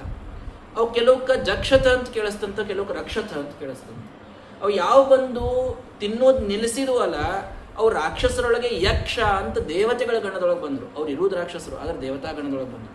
ಇನ್ನು ಯಾವ ಖರೇನೆ ತಿನ್ನಲಿಕ್ಕೆ ಬಂದು ಅವು ರಾಕ್ಷಸರಾಗಿ ಬಂದರು ಅಂತ ಆ ಯಕ್ಷ ರಾಕ್ಷಸರ ಸೃಷ್ಟಿ ಅಲ್ಲಿ ಬ್ರಹ್ಮದೇವರಿಂದ ಆಯಿತು. ಇದೆಲ್ಲ ಆಗಬೇಕಾದಾಗ ಘೋರವಾದಂಥ ಒಂದು ತಮ್ಮ ತನು, ಬ್ರಹ್ಮದೇವರು ಬಹಳಷ್ಟು ದೇಹಗಳನ್ನು ತಗೊಳ್ತಾರೆ. ಅವಾಗ ಒಂದೊಂದು ದೇಹದಿಂದ ಒಂದೊಂದೊಂದೊಂದು ಸೃಷ್ಟಿ ಮಾಡ್ತಾ ಇರ್ತಾರೆ. ಆವಾಗ ತಮ್ಮದೊಂದು ಘೋರ ದೇಹವನ್ನು ತಗೊಂಡ್ರಂತ. ಅವಿದ್ಯಾ ಅನ್ನೋದು ಅಲ್ಲಿಂದ ಬಂತು. ಅಲ್ಲಿಂದ ಸಂಧ್ಯಾ ಅನ್ನುವಂಥವಳು ರಾಕ್ಷಸಿ ಸ್ತ್ರೀ ಮಾಯಾ, ಅವಳ ಸೃಷ್ಟಿಯಾಯಿತು. ರಾಕ್ಷಸರ ಅವಳಿಂದ ಮೋಹಿತರಾಗಿ ಅವಳನ್ನೇ ತಾವು ಪಡೀಬೇಕು ಅಂತ ಹೊಂಟರು. ಆವಾಗ ಈ ಬ್ಯಾಡಿದ ಸಂಧ್ಯಾ ರಾತ್ರಿ ಕಾಲ, ಅದಕ್ಕೆ ವರ್ಜ್ಯ ಅಂತ, ಅದನ್ನು ಬ್ರಹ್ಮದೇವರು ಬಿಟ್ಟುಬಿಟ್ರು. ಆವಾಗ ಮತ್ತೊಮ್ಮೆ ತಮ್ಮ ಕಾಂತಿಯಿಂದ ತಾವು ಶರೀರ ತಗೊಂಡಾಗ ಗಂಧರ್ವರು ಅಪ್ಸರಾ ಸ್ತ್ರೀಯರ ಒಂದು ಸೃಷ್ಟಿ ಅಲ್ಲಿ ಆಗ್ತಾ ಇದೆ. ಹೀಗೆ ಬೇರೆ ಬೇರೆ ಸೃಷ್ಟಿ, ಸಾಧ್ಯರು, ಇವರೆಲ್ಲ ಕಿಂಪುರುಷರು, ಸಿದ್ಧರು, ವಿದ್ಯಾಧರರು, ಇವರ ಸೃಷ್ಟಿಯೆಲ್ಲ ಆಗಬೇಕಾದಾಗ ಅವರ ಕೇಶವರ ಕೂದಲುಗಳಿಂದ ನಾಗಗಳ ಸರ್ಪಗಳ ಸೃಷ್ಟಿ ಇದಾಗ್ತಾ ಇದೆ. ಹೀಗೆಲ್ಲ ಮಾಡುವಾಗ ತದಾ ಮನೂನ್ ಸಸರ್ಜಾಂತೆ, ಕೊನೆಯಲ್ಲಿ ತಾನು ಪ್ರಜಾಪತಿಗಳು ಮತ್ತು ಮನುಗಳ ಸ್ವಯಂಭೂ ಮನುವಿನ ಸೃಷ್ಟಿಯನ್ನು ಮಾಡಿ ನಾನು ಕೃತಕೃತ್ಯನಾದೆ, ಇನ್ನು ನನ್ನ ಕೆಲಸ ಮುಗಿಯಿತು ಅಂತ ಬ್ರಹ್ಮದೇವರು ತಮ್ಮ ಸೃಷ್ಟಿಯನ್ನು ನಿಲ್ಲಿಸ್ತಾರೆ. ಆವಾಗ ಅವನಿಂದ ಮುಂದೆ ಮೈಥುನೇನ ಇಧಿರೇ ಪ್ರಜಾಹ, ಅಲ್ಲಿ ತನಕ ಬ್ರಹ್ಮದೇವರೇನು ಸೃಷ್ಟಿ ಮಾಡ್ಯಾರ ನೋಡ್ರಿ, ಅವರು ಗಂಡು ಹೆಣ್ಣು ಕೂಡಿ ಏನು ಸೃಷ್ಟಿ ಆಗ್ತದೆ, ಈ ಸೃಷ್ಟಿ ಒಳಗೆ ವಿಶ್ವಾಸ ಇಟ್ಟವರಲ್ಲೇ ಅಲ್ಲ, ಎಲ್ಲ ಅಯೋನಿಜ ಸೃಷ್ಟಿ. ತಮ್ಮ ನೆರಳಿನಿಂದ ಸೃಷ್ಟಿ, ತಮ್ಮ ಕಣ್ಣಿಂದ ಸೃಷ್ಟಿ, ತಮ್ಮ ದೇಹದ ಅಂಗದಿಂದ, ತಮ್ಮ ಬೆವರಿನಿಂದ, ಹೀಗೆಲ್ಲ ಅಯೋನಿಜ ಸೃಷ್ಟಿ ಮಾಡ್ಕೋತ ಬಂದರು. ಮೈಥುನದಿಂದ, ಗಂಡ ಹೆಣ್ಣಿನ ಸಮಾಗಮದಿಂದ ಸೃಷ್ಟಿಯಾಗಿದ್ದು ಮನುವಿನಿಂದ, ಶತರೂಪ ಮತ್ತು ಸ್ವಯಂಭೂ ಮನುವಿನಿಂದ. ಅದಕ್ಕೆ ಮಾನವರು ಅನ್ನುವಂಥ ಹೆಸರು ಬಂತು ಅಂತ ಹೇಳ್ತಾರೆ. ಅಲ್ಲಿ ಇಬ್ಬರು ಗಂಡು ಮಕ್ಕಳು ಪ್ರಿಯವ್ರತ ಮತ್ತು ಉತ್ತಾನಪಾದ ಅನ್ನುವರು, 3 ಹೆಣ್ಣು ಮಕ್ಕಳು ದೇವಹೂತಿ, ಆಕೂತಿ, ಪ್ರಸೂತಿ ಅಂತ ಈ ರೀತಿ 5 ಜನ ಮಕ್ಕಳು ಸ್ವಯಂಭೂಮನು ಮತ್ತು ಶತರೂಪಾದೇವಿಯರಲ್ಲಿ ತಾವು ಹುಟ್ಟುತ್ತಾ ಇದ್ದಾರೆ ಅಂತ ಹೇಳ್ತಾ ಇದ್ದಾರೆ. ಅವಳಲ್ಲಿ ಮೊದಲನೆಯವಳೆ ದೇವಹೂತಿ. ಅವಳ ಕಥೆಯನ್ನು ಹೇಳ್ತಾ ಭಗವಂತ ತಾನು ನೋಡಿದನಂತೆ ಯಾರು ಅದ್ಭುತವಾಗಿ ತಪಸ್ಸು ಮಾಡ್ತಾ ಇದ್ದಾರೆ. ಬ್ರಹ್ಮದೇವರ ನೆರಳಿನಿಂದ ಹುಟ್ಟಿದವರು ಕರ್ದಮ ಅನ್ನುವಂಥ ಋಷಿಗಳು. ಆ ಕರ್ದಮ ಋಷಿಗಳು ಸರಸ್ವತಿ ನದಿಯ ದಂಡೆಯೊಳಗೆ ಅದ್ಭುತವಾಗಿ ತಪಸ್ಸನ್ನು ಮಾಡ್ತಾ ಇರೋದನ್ನು ನೋಡಿದ ಪ್ರಸನ್ನನಾಗಿ ಭಗವಂತನೇ ತಾನು ಬಂದನಂತೆ. ಬಂದು ಅವರ ಮುಂದೆ ಪ್ರತ್ಯಕ್ಷ ಆಗಿದ್ದನ್ನು ನೋಡಿ ಕರ್ದವರು ಅದ್ಭುತವಾದ ಸ್ತೋತ್ರವನ್ನು ಮಾಡ್ತಾರೆ. ಪ್ರಜಾಪತೇಸ್ತೆ ವಚಸಾಧೀಶತಂತ್ಯ ಲೋಕಕ್ಕಿಲಾಯಂ ಕಾಮ ಹೇತೋರ್ನಿಬದ್ಧ ಅಹಂಚ ಲೋಕಾನುಗತೋ ವಹಾಮಿ ಬಲಿಂಚ ಶುಕ್ಲಾನಿ ಮಿಷಾಯ ತುಭ್ಯಂ. ಹೇ ಭಗವಂತ, ಶುಕ್ಲ ಅನ್ನುವಂಥ ರೂಪ, ಭಗವಂತನ ಶುಕ್ಲ ನಾಮಕ ಪರಮಾತ್ಮ ಅವರಿಗೆ ಪ್ರತ್ಯಕ್ಷನಾಗಿ ಬಂದಿದ್ದಂತೆ. ಆ ಭಗವಂತನನ್ನು ನೋಡಿ ಅದ್ಭುತವಾದಂತಹ ಸ್ತೋತ್ರವನ್ನು ಕರ್ದಮ ಪ್ರಜಾಪತಿಗಳು ತಾವು ಮಾಡುತ್ತಾರೆ. ಮಾಡಿದಾಗ ನೀನೇ ಎಲ್ಲ ಸೃಷ್ಟಿಸ್ಥಿತ್ಯಾದಿಗಳನ್ನು ಮಾಡುವವ ಅಂತ ಹೇಳಿದರು. ಆವಾಗ ಭಗವಂತ ಇವರ ತಪಸ್ಸು ನೋಡಿ ಅದರಿಂದ ಆನಂದ ಬಾಷ್ಪವನ್ನು ಸುರಿಸ್ತಾನಂತ ಆ ಶುಕ್ಲನಾಮಕ ಪರಮಾತ್ಮ. ಆ ಭಗವಂತನ ಕಣ್ಣಿನಿಂದ ಬಂದ ಹನಿಯಿಂದ ಅಲ್ಲೊಂದು ಸರೋವರ ಆಗ್ತದೆ. ಅದಕ್ಕೆ ಇವತ್ತು ಬಿಂದು ಸರೋವರ ಅಂತ ಕರೆಯೋದು. ಶುಕ್ಲನಾಮಕ ಪರಮಾತ್ಮನ ಕಣ್ಣಿನ ಹನಿಯಿಂದ ಆದದ್ದು ಆ ಬಿಂದು ಸರೋವರ ಅಂತ. ಮಾತ್ರಗಯ ಅಂತೇನು ಇವತ್ತೊಂದು ಊರನ್ನು ನಾವು ಸಿದ್ಧಪುರ ಅಂತ ದ್ವಾರಕಾದೊಳಗೆ ನೋಡ್ತೀವಿ. ಅಲ್ಲಿದ್ದ ಸರೋವರ ಅದಕ್ಕೆ ಬಿಂದು ಸರೋವರ ಅಂತ. ಸಾಕ್ಷಾತ್ ಭಗವಂತನ ಆನಂದ ಬಾಷ್ಪದಿಂದ ಹುಟ್ಟಿದ ಸರೋವರ ಅಂತ ನಾವು ಅದನ್ನು ಕೇಳ್ತೇವೆ. ಹಾಗಾಗಿ ಭಗವಂತ ತಪಸ್ಸಿನಿಂದ ತುಷ್ಟನಾಗಿ ಹೇಳಿದಂತ ನವೈ ಜಾತು ಮೃಷೇದಂ ಸ್ಯಾತ್ ಪ್ರಜಾಧ್ಯಕ್ಷ ಮದರ್ಹಣಂ. ಲಕ್ಷ್ಮಣ್ ಕೇಳ್ರಿ ಏನು ಹೇಳಿದ ದೇವರು, ಹೇ ಪ್ರಜಾಧ್ಯಕ್ಷ ಪ್ರಜಾಪತಿಗಳೇ, ಮದರ್ಹಣಂ ನ ಮೃಷಾ ಸ್ಯಾತ್, ನನ್ನ ಪೂಜೆ, ನನ್ನ ಸೇವೆ, ನನಗೆ ಆಗಿ ಮಾಡಿದ ತಪಸ್ಸು ಪಾರಾಯಣ ಯಾವುದೂ ಎಂದಿಗೂ ವ್ಯರ್ಥ ಅಂತಾಗುವುದಿಲ್ಲ. ನೀವು ಅದ್ಭುತವಾಗಿ ತಪಸ್ಸು ಮಾಡಿರಪ್ಪ. ಹಾಗಾಗಿ ಸಚೇಹ ವಿಪ್ರ ರಾಜರ್ಷಿ ಮಹಿಷ್ಯ ಶತರೂಪಯ. ನಾನು ಹೇಳ್ತೀನಿ ನೋಡ್ರಿ, ಇನ್ನು ಸ್ವಲ್ಪೇ ದಿವಸದೊಳಗೆ ನಿಮಗ ಸಾಕ್ಷಾತ್ ರಾಜರ್ಷಿಯಾದ ಮನು ತಾನು ತನ್ನ ಮಗಳಾದ ದೇವಹೂತಿಯನ್ನು ಕೊಡ್ಲಿಕ್ಕೆ ಅಂತ ನಿಮ್ಮ ಕಡೆಗೆ ನೀವು ಕೂತಲ್ಲೇ ಬರ್ತಾನೆ. ಬಂದು ಕೊಟ್ಟು ಆ ಮದುವೆಯನ್ನು ಮಾಡ್ತಾನೆ.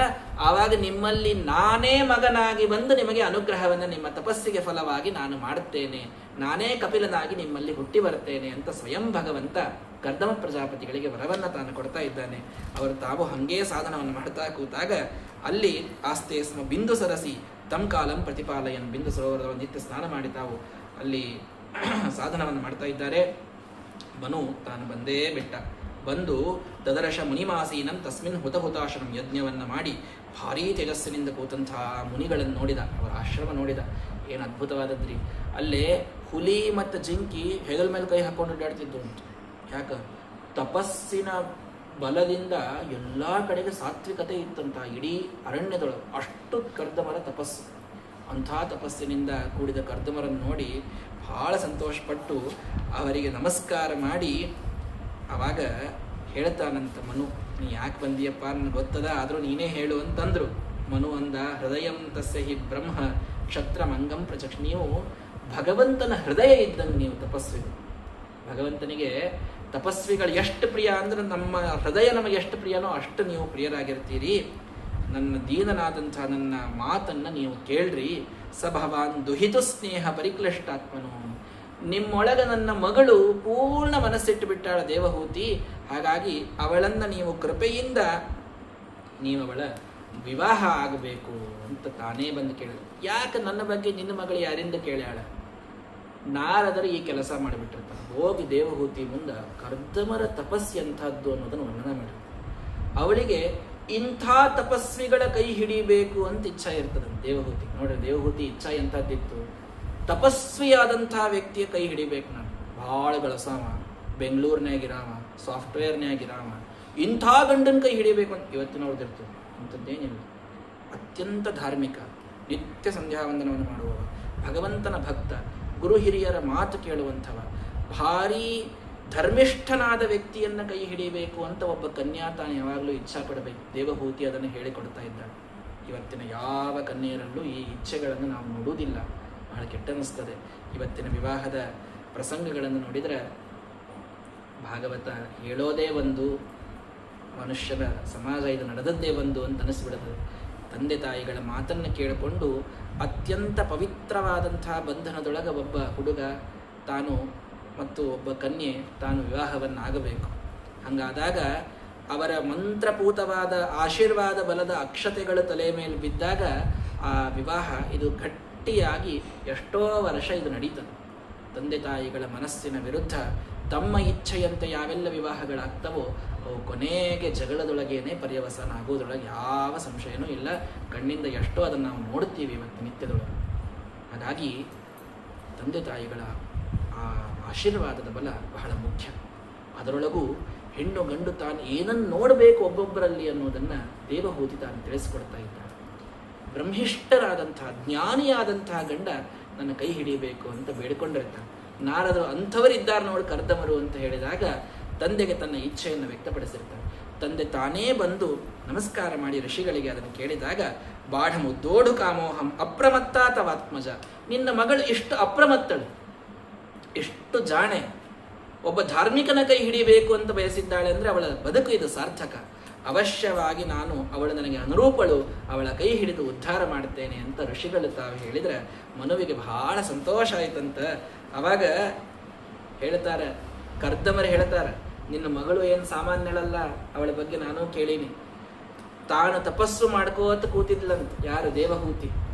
ಅವಳನ್ನ ಹಾದಿ ಒಳಗೆ ಹೋಗಬೇಕಾದಾಗ ಗಂಧರ್ವ ಮ್ಯಾಲ ವಿಮಾನದೊಳಗೆ ಕೂತ್ ನೋಡಿದ್ನಂತ. ಏನು ಅದ್ಭುತ ಇದ್ದಾಳೆ ಇವಳು ಅಂತ ಹಿಂಗೆ ಕೆಳಗೆ ನೋಡ್ಕೊಂಡು ಕೆಳಗೆ ಬಿದ್ದಂತ. ಅಷ್ಟು ಸೌಂದರ್ಯ ಇತ್ತಂತ ದೇವಹೂತಿ ಒಳಗೆ.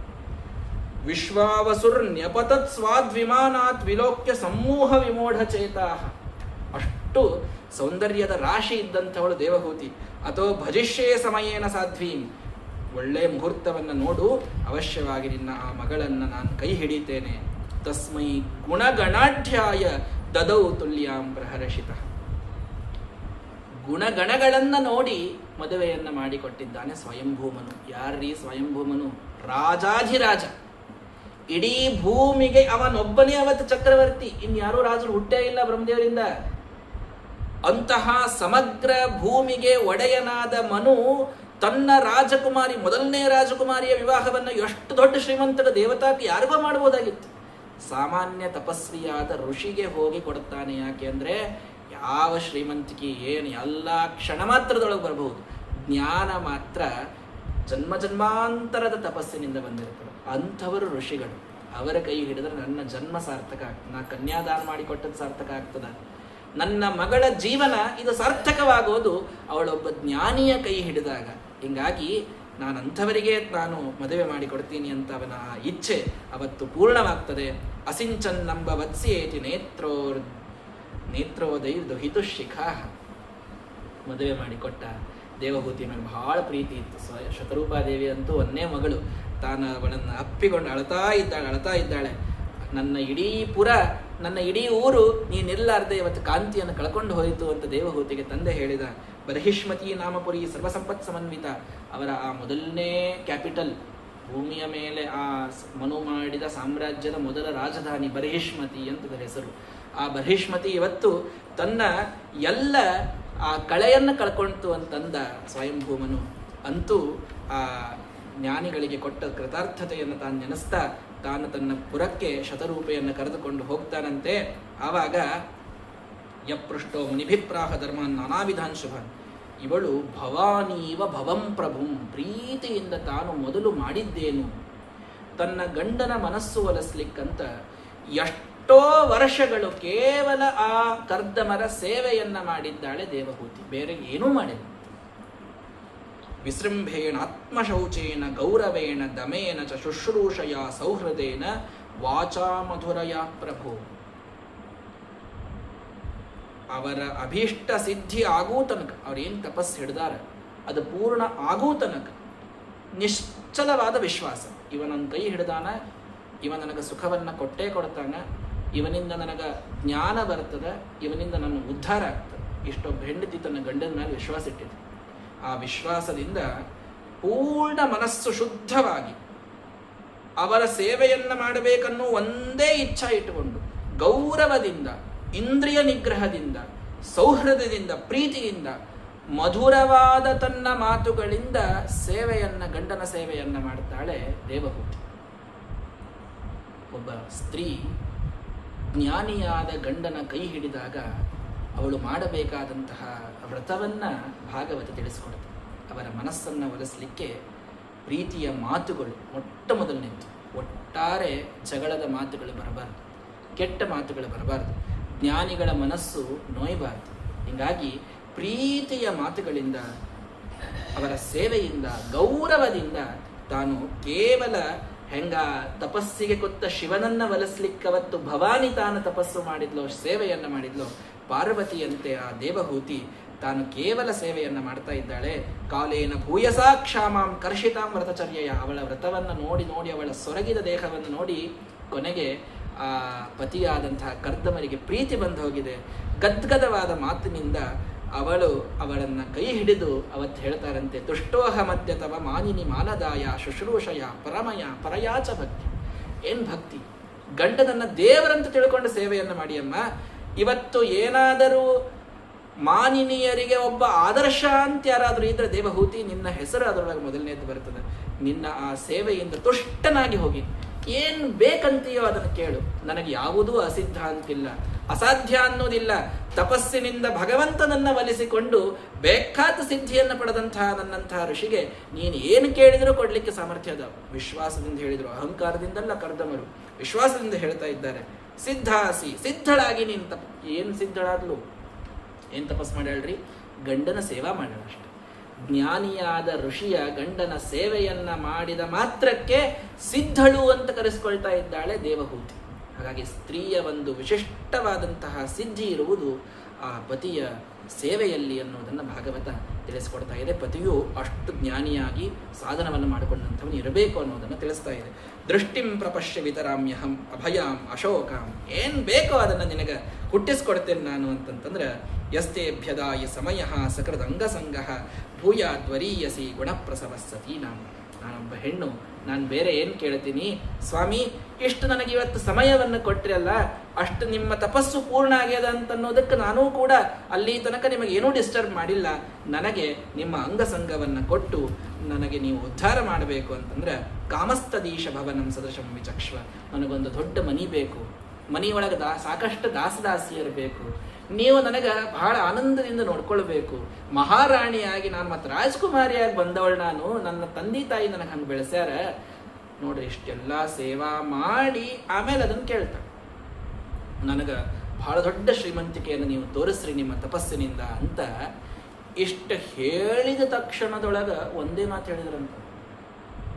ಬಹಳ ಸೊರಗು ಹೋಗಿ ವ್ರತ ನಿಯಮ ಎಲ್ಲ ಮಾಡಿ ಹೋಗಿ ಆ ಬಿಂದು ಸರೋವರ ಅದಲ್ಲ, ಸಾಕ್ಷಾತ್ ಭಗವಂತನ ಆನಂದ ಬಾಷ್ಪದಿಂದ ಹುಟ್ಟಿದ್ದು, ಅಲ್ಲಿ ಸ್ನಾನ ಮಾಡಿ ಹೋಗು ಅಂದ್ರೆ ಸ್ನಾನ ಮಾಡ್ಲಿಕ್ಕಂತೂ ಒಳಗೆ ಮುಳುಗ್ಯಾಡ ಏಳುವುದಕ್ಕೆ ಒಂದು 4 ದಾಸದಾಸಿಯರು ಬಂದುಬಿಟ್ರು. ಭಾರೀ ರೇಷ್ಮೆ ಬಟ್ಟೆ ಹಿಡ್ಕೊಂಡು, ಅಮ್ಮ ನಾವು ನಿಮ್ಮ ದಾಸದಾಸಿಯರು, ನೀವು ಏನು ಹೇಳ್ತೀರೋ ಅದನ್ನು ಮಾಡ್ಲಿಕ್ಕಂತ ಬಂದೀವಿ, ಯಾರು ಕಳಿಸ್ಯಾರ ನಿಮಗೆ, ಅಲ್ಲಿ ನೋಡು ಅಂತ. ಅಲ್ಲಿ ನೋಡ್ತಾಳ ದೊಡ್ಡದೊಂದು ವಿಮಾನ, 9 ಮಹಡಿಯ ದೊಡ್ಡ ಅದ್ಭುತವಾದ ವಿಮಾನ. ಒಂದೊಂದು ವಿಮಾನದ ಒಂದೊಂದು ಫ್ಲೋರ್ನೊಳಗೆ ಒಂದೊಂದು ಅರಮನೆ ಅಂತ. ಅರಮನೆಯೊಳಗೆ 9 ರೂಪ ತಗೊಂಡು ಕರ್ದಮರ ನಿಂತು ಬಿಟ್ಟಾರ. 9 ರೂಪ ತಗೊಂಡು ನೋಡ್ರಿ, ಋಷಿಗಳ ತಪಸ್ಸು ಎಷ್ಟು ವಿಚಿತ್ರ ಇರ್ತದೆ. ಅವಳಿಗೆ ಹಿಂಗೆ ಬಂದು ಆಶೀರ್ವಾದ ಮಾಡಿದ್ರೆ ಅವಳದು 9 ರೂಪ ಬಿಟ್ಟು ಅಂತ. ಕರ್ದಮರ 9 ರೂಪಗಳು, ದೇವಹೂತಿ 9 ರೂಪ. ಆ 9 ರೂಪಗಳನ್ನು ತೆಗೆದುಕೊಂಡು ಆ ವಿಚಿತ್ರವಾದ ಮಾಲೆ ಆಭರಣ, ಬೇಕಾದ ಬೆಳ್ಳಿ ಬಂಗಾರ, ಎಷ್ಟು ತೊಟ್ಟಿದ್ರು ನಡೀತದೆ ಬಂಗಾರ ಅಂತಂದ್ರೆ ಅವರು, ಹಿಂಗಾಗಿ ಬೇಕಾದ್ದನ್ನು ಕೊಟ್ಟು ಅವಳಿಗೆ ತಾವು ಸುಖವನ್ನು ಕೊಡಲಿಕ್ಕೆ ಪ್ರಾರಂಭ ಮಾಡ್ತಾರ್ರಿ. ವಯಂ ಕರ್ಮ ಕರಿಸ್ತು ಭೂಷಣಾನಿ ಪರಾರ್ಘ್ಯಾನಿ ವರೀಯಾಂಸಿ ಜುಮಂತಿ ಚ. ಹೊಳಿತಿತ್ತು ಅಂತ ಬಂಗಾರ, ದೇವತೆಗಳ ಲೋಕದ ಸ್ವರ್ಗದ ಬಂಗಾರ ತಂದಿಟ್ಬಿಟ್ಟಿದ್ರು ಅವರು. ಅಷ್ಟೆಲ್ಲ ನೋಡಿ ಕಣ್ಣು ಚುಚ್ಲಿಗತ್ತು, ಹೊಳಿಲಿಗತ್ತವು. ಹಾಕ್ಕೊಂಡ್ಲು, ನನ್ನನ್ನು ನೀವು ಮತ್ತು ಎಲ್ಲ ಲೋಕಕ್ಕೆ ಕರ್ಕೊಂಡು ಹೋಗ್ರಿ ಅಂತಂದ್ಲಕ್ಕಿ. ಅಮೇರಿಕಾ, ಸಿಂಗಾಪುರ್ ಎಲ್ಲ ಅಡ್ಡಾಡಿ ಬರ್ಬೇಕಲ್ಲ, ಇವೇನು ಬೇಡ ಅಂದ್ರೆ ಅವರು ವೈಸ್ರಂಭಕೆ ಸುರವನೆ ನಂದನೆ ಪುಷ್ಪಭದ್ರಕೆ ಮಾನಸೆ ಚೈತ್ರರಥೇ ಚ ಸರೇಮೇ ರಾಮಯಾಸಃ. ಫಾರಿನ್ ರಿಟರ್ನ್ ಅಲ್ಲ, ಎಲ್ಲ ಲೋಕ ರಿಟರ್ನ್ ಇವರಿಬ್ರು. ಯಾರು? ದೇವಹೂತಿ ಕರ್ದಮರು. ನಂದನವನಕ್ಕೆ ಹೋಗ್ತಾರ, ಪುಷ್ಪಭದ್ರ ವರುಣನ ಉಪವನ, ಕುಬೇರನ ಉಪವನ, ಇಂದ್ರನ ಉಪವನ, ಆ ಗಾರ್ಡನ್ಸಿಗೆ ಹೋಗ್ತಾರೆ ಇವರು. ಇಲ್ಲೇ ಯಾವುದೋ ಮತ್ತೆ ಇಲ್ಲೇ ಸ್ವಿಟ್ಜರ್ಲ್ಯಾಂಡು ಸಿಂಗಾಪುರ್ ಅನ್ಲಿಲ್ಲ, ಎಲ್ಲ ಬೇರೆ ಲೋಕಕ್ಕೆ ಕರ್ಕೊಂಡು ಹೋಗ್ಬಿಟ್ರಕಿನ್. ಏನು ಹೇಳಲಿಕ್ಕೆ ಹೊಂಟಿದ್ದು ನಾವು ಅಂದ್ರೆ, ಸಂಕಲ್ಪ ಮಾತ್ರ ಸಕಲೋಪಿ ಸಸ್ಯಾತ್ ಇತ್ತೇವ ವೇದ ಅಪಿ ವೇದಯಂತಿ. ವೇದಗಳು ಈ ಮಾತು ಹೇಳ್ತವೆ. ಸಿದ್ಧಿಯನ್ನ ಪಡೆದಂತಹ ಒಬ್ಬ ಜ್ಞಾನಿಗೆ ಅಸಾಧ್ಯವಾದದ್ದು ಏನೂ ಉಳಿಯುವುದಿಲ್ಲ. ಎಷ್ಟಂದ್ರ ಇವ ಮನಸ್ಸಿನೊಳಗ ಸಂಕಲ್ಪ ಮಾಡಿದ ತಕ್ಷಣ ಅದು ಮುಂದೆ ಬಂದು ನಿಂದಿರ್ತದೆ. ವಿಮಾನ ಬೇಕು ಅಂದ್ರೂ ವಿಮಾನ ಬಂದು ನಿಂತು, ದಾಸದಾಸಿಯರು ಬೇಕಂದ್ರೆ ದಾಸದಾಸಿಯರು ಬಂದು ನಿಂತೇ ಬಿಟ್ರು. ನಂದನವನಕ್ಕೆ ಹೋಗ್ಬೇಕು, ಪುಷ್ಪಭದ್ರಕ್ಕೆ ಹೋಗ್ಬೇಕು, ಹೊಂಟು ಬಿಡ್ತದ ವಿಮಾನ. ಕಾಮಗಾಮಿ ವಿಮಾನ ಅದು, ಯಾರು ಅದನ್ನ ನಡೆಸಬೇಕಾಗಿಲ್ಲ, ಇವ್ರ ಇಚ್ಛಾದಿಂದ ಹೋಗೋದದು. ಆಟೋ ಪೈಲಟ್ ಮೂಡಂತ ಈಗ ಕಣ್ಣು ಹಿಡಿದಾಗ ಇವರು ಯಾವಾಗೂ ಹೋಗ್ಯಾರಲ್ಲಿ ನಮ್ಮ ಋಷಿಗಳು, ಕೇವಲ ತಮ್ಮ ಇಚ್ಛಾದಿಂದ ಹೋಗ್ಯಾರ ಅಷ್ಟೆಲ್ಲ ಕಡೆ, ತಿಳಿತಾ. ಹಿಂಗಾಗಿ ವಿಭಜ್ಯ ನವಧಾ ಆತ್ಮಾನಂ ಮಾನವೀಂ ಸುರತೋತ್ಸುಕಾಂ. ಸಂಭೋಗದಲ್ಲಿ ಇಚ್ಛೆಪಟ್ಟಂತಹ ಆ ಮನುವಿನ ಮಗಳಾದಂತಹ ದೇವಹೂತಿಗೂ 9 ರೂಪಗಳನ್ನು ಕೊಟ್ಟು ತಾವು 9 ರೂಪಗಳನ್ನು ಪಡೆದು ಅದ್ಭುತವಾದಂತಹ ಆನಂದವನ್ನ ಸಾಕ್ಷಾತ್ ಕರ್ದಮ ಪ್ರಜಾಪತಿಗಳು ಅವಳಿಗೆ ಕೊಟ್ರೆ 9 ಹೆಣ್ಮಕ್ಳಲ್ಲಿ ಹುಟ್ಟ್ಯ. 9 ಹೆಣ್ಮಕ್ಳು ಹುಟ್ಟಿದಾಗ ಇನ್ನು ವಿಮಾನ ಕೆಳಗೆ ಇಳಿಸಿದ್ರು. ನಮ್ಮ ಕಶ್ಯಪ ಕರ್ದಮರು ಇಳಿಸಿ ಹೇಳ್ತಾರೆ, ನೋಡಮ್ಮ ಸುಖವನ್ನು ಕೇಳಿದ್ದೆಲ್ಲ, ಇಷ್ಟು ವರ್ಷ ನಿನಗೆ ಸುಖವನ್ನು ಕೊಟ್ಟೆ, ದಿನಿಂದ 9 ಮಕ್ಕಳು ಹುಟ್ಟಿದ್ರು, ಇನ್ನು ನಾನು ಹೋಗ್ತೀನಿ. ಎಲ್ಲೇ? ನಾನಿನ್ನು ವನಪ್ರಸ್ಥಕ್ಕೆ, ನನ್ನ ಗೃಹಸ್ಥಾಶ್ರಮ ಮುಗೀತು. ಗೃಹಸ್ಥಾಶ್ರಮದ ಮುಖ್ಯವಾದಂತಹ ಕಾರ್ಯವೇ ಪ್ರಜೋತ್ಪಾದನೆ. ನಾನೊಬ್ಬ ಪ್ರಜಾಪತಿ, ಪ್ರಜೆಗಳನ್ನು ಉತ್ಪಾದನೆ ಮಾಡಲಿಕ್ಕೆ ನನಗೆ ಬ್ರಹ್ಮದೇವರ ಆಜ್ಞೆ ಇತ್ತು, ನಾನು ಮಾಡಿದೆ. ಆದರೆ ನಾನು ಮುಖ್ಯವಾಗಿ ಬ್ರಹ್ಮಜ್ಞಾನಿ, ನಾನು ಋಷಿ. ನನ್ನ ಜನ್ಮ ಆಗಿದ್ದು ನಾನು ಸಾಧನೆ ಮಾಡಿಕೊಂಡು ಆತ್ಮೋದ್ಧಾರ ಮಾಡಲಿಕ್ಕೆ, ಸಂಸಾರ ಮಾಡಲಿಕ್ಕೆ ಅಲ್ಲ ನನ್ನ ಜನ್ಮ. ಹಾಗಾಗಿ ನಾನು ಹೋಗ್ತೀನಿ ವನಪ್ರಸ್ಥಕ್ಕೆ, ನಾನು ಸನ್ಯಾಸಿ ಆಗ್ತೀನಿ ಅಂತ ಹೊಂಟು ಬಿಟ್ರು. ಗಟ್ಟಿ ಕಾಲು ಹಿಡಿದು ಅಳತಾಳವಾಗ ದೇವಭೂತಿ. ಅವಳಂತಾಳ, ಸಾಹಂ ಭಗವತೋ ನೂನಂ ವಂಚಿತ ಮಾಯೆಯ ದೃಢಂ. ಭಗವಂತ ನನ್ನ ಮ್ಯಾಲೆ ಎಂಥ ಮೋಸ ಮಾಡಿಬಿಟ್ರಿ. ಇಂದ್ರಿಯಾರ್ಥೇಶು ಸಜ್ಜಂತ ಪ್ರಸಂಗಸ್ತ್ವಯಿ ಮೇ ಕೃತ ಅಜಾನಂತ್ಯ ಪರಂಭಾವಂ ತಥಾಪ್ಯಸ್ವಭಾವಯಾಮ್. ಮಹಾ ಋಷಿಗಳಾದಂಥ ನಿಮ್ಮಲ್ಲಿದ್ದ ಬ್ರಹ್ಮಜ್ಞಾನವನ್ನು ಪಡೆದುಕೊಂಡು ಉದ್ಧಾರ ಆಗುವಂತಹ ಜನ್ಮ ದೇವರು ನನಗೆ ಕೊಟ್ರೆ, ನಿಮ್ಮಿಂದ ವಿದ್ಯಾ ಪಡೆದು ನಾನು ಜ್ಞಾನ ಪಡೆದುಕೊಂಡು ಬೇಕಾದಿವತ್ತು ಪಡಿಬಹುದಾಗಿತ್ತು. ಆದರೆ ಸಾಮಾನ್ಯ ಒಬ್ಬ ಹೆಣ್ಣುಮಗಳನ್ನು ನಿಮ್ಮಿಂದೂ ಕೂಡ ನಾನು ಸಂಸಾರದ ಸುಖ ಇಚ್ಛಾಪಟ್ಟು ಬಿಟ್ಟೆ. ದೇವರು ನನಗೆ ಎಂಥ ಕೆಟ್ಟ ಬುದ್ಧಿ ಕೊಟ್ಟ, ದೇವರು ನನಗೆ ಮೋಸ ಮಾಡಿದ. ದೇವಹೂತಿ ಅಂತ ಸಾಕ್ಷಾತ್ ಬ್ರಹ್ಮದೇವರ ಮೊಮ್ಮಗಳು ನಾನು, ಮನುವಿನ ಮಗಳು. ನಿಮ್ಮಂಥವ್ರ ಕೈ ಹಿಡಿದು ಕೊಟ್ಟಿದ್ದ ನನ್ನ ತಂದೆ ಬೇಕಾದ್ದು ಮಾಡಬಹುದಿತ್ತು. ಆದರೆ ನಿಮ್ಮಿಂದ ಏನೋ ಕೇಳಿಬಿಟ್ಟೆ, ವಜ್ರವನ್ನ ಕೊಡುವಂಥ, ಬೇಕಾದ್ದು ಕೊಡುವಂಥ ಒಬ್ಬ ಧನಿಕನ ಕಡೆಗೆ ಹೋಗಿ ನನಗೆ 1 ರೂಪಾಯಿ ಕೊಡು, ಅದು ಸುಟ್ಟು ನಾಣ್ಯ ಕೊಡು ಅಂತ ಕೇಳಿದಂಗೆ ಆಗಿಬಿಡುತ್ತೆ.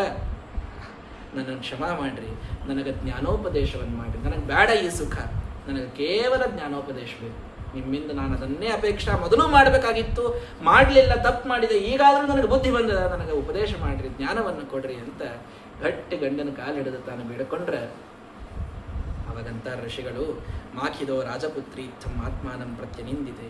ಅಮ್ಮ ಏನಳಬೇಡ, ನಿನಗೀಗ ಬುದ್ಧಿ ಬಂದದಲ್ಲ, ಭಗವಂತನೊಳಗೆ ನಿನಗೆ ಮನಸ್ಸು ಬಂದದಲ್ಲ, ಜ್ಞಾನ ಪಡಿಬೇಕನ್ನೋ ಇಚ್ಛಾ ಬಂದದಲ್ಲ, ಸಾಕು. ಭಗವಾನ್ಸ್ತೆ ಅಕ್ಷರೋ ಗರ್ಭ ಮಧುರಾತ್ ಸಂಪ್ರತ್ಸ್ಯತೆ.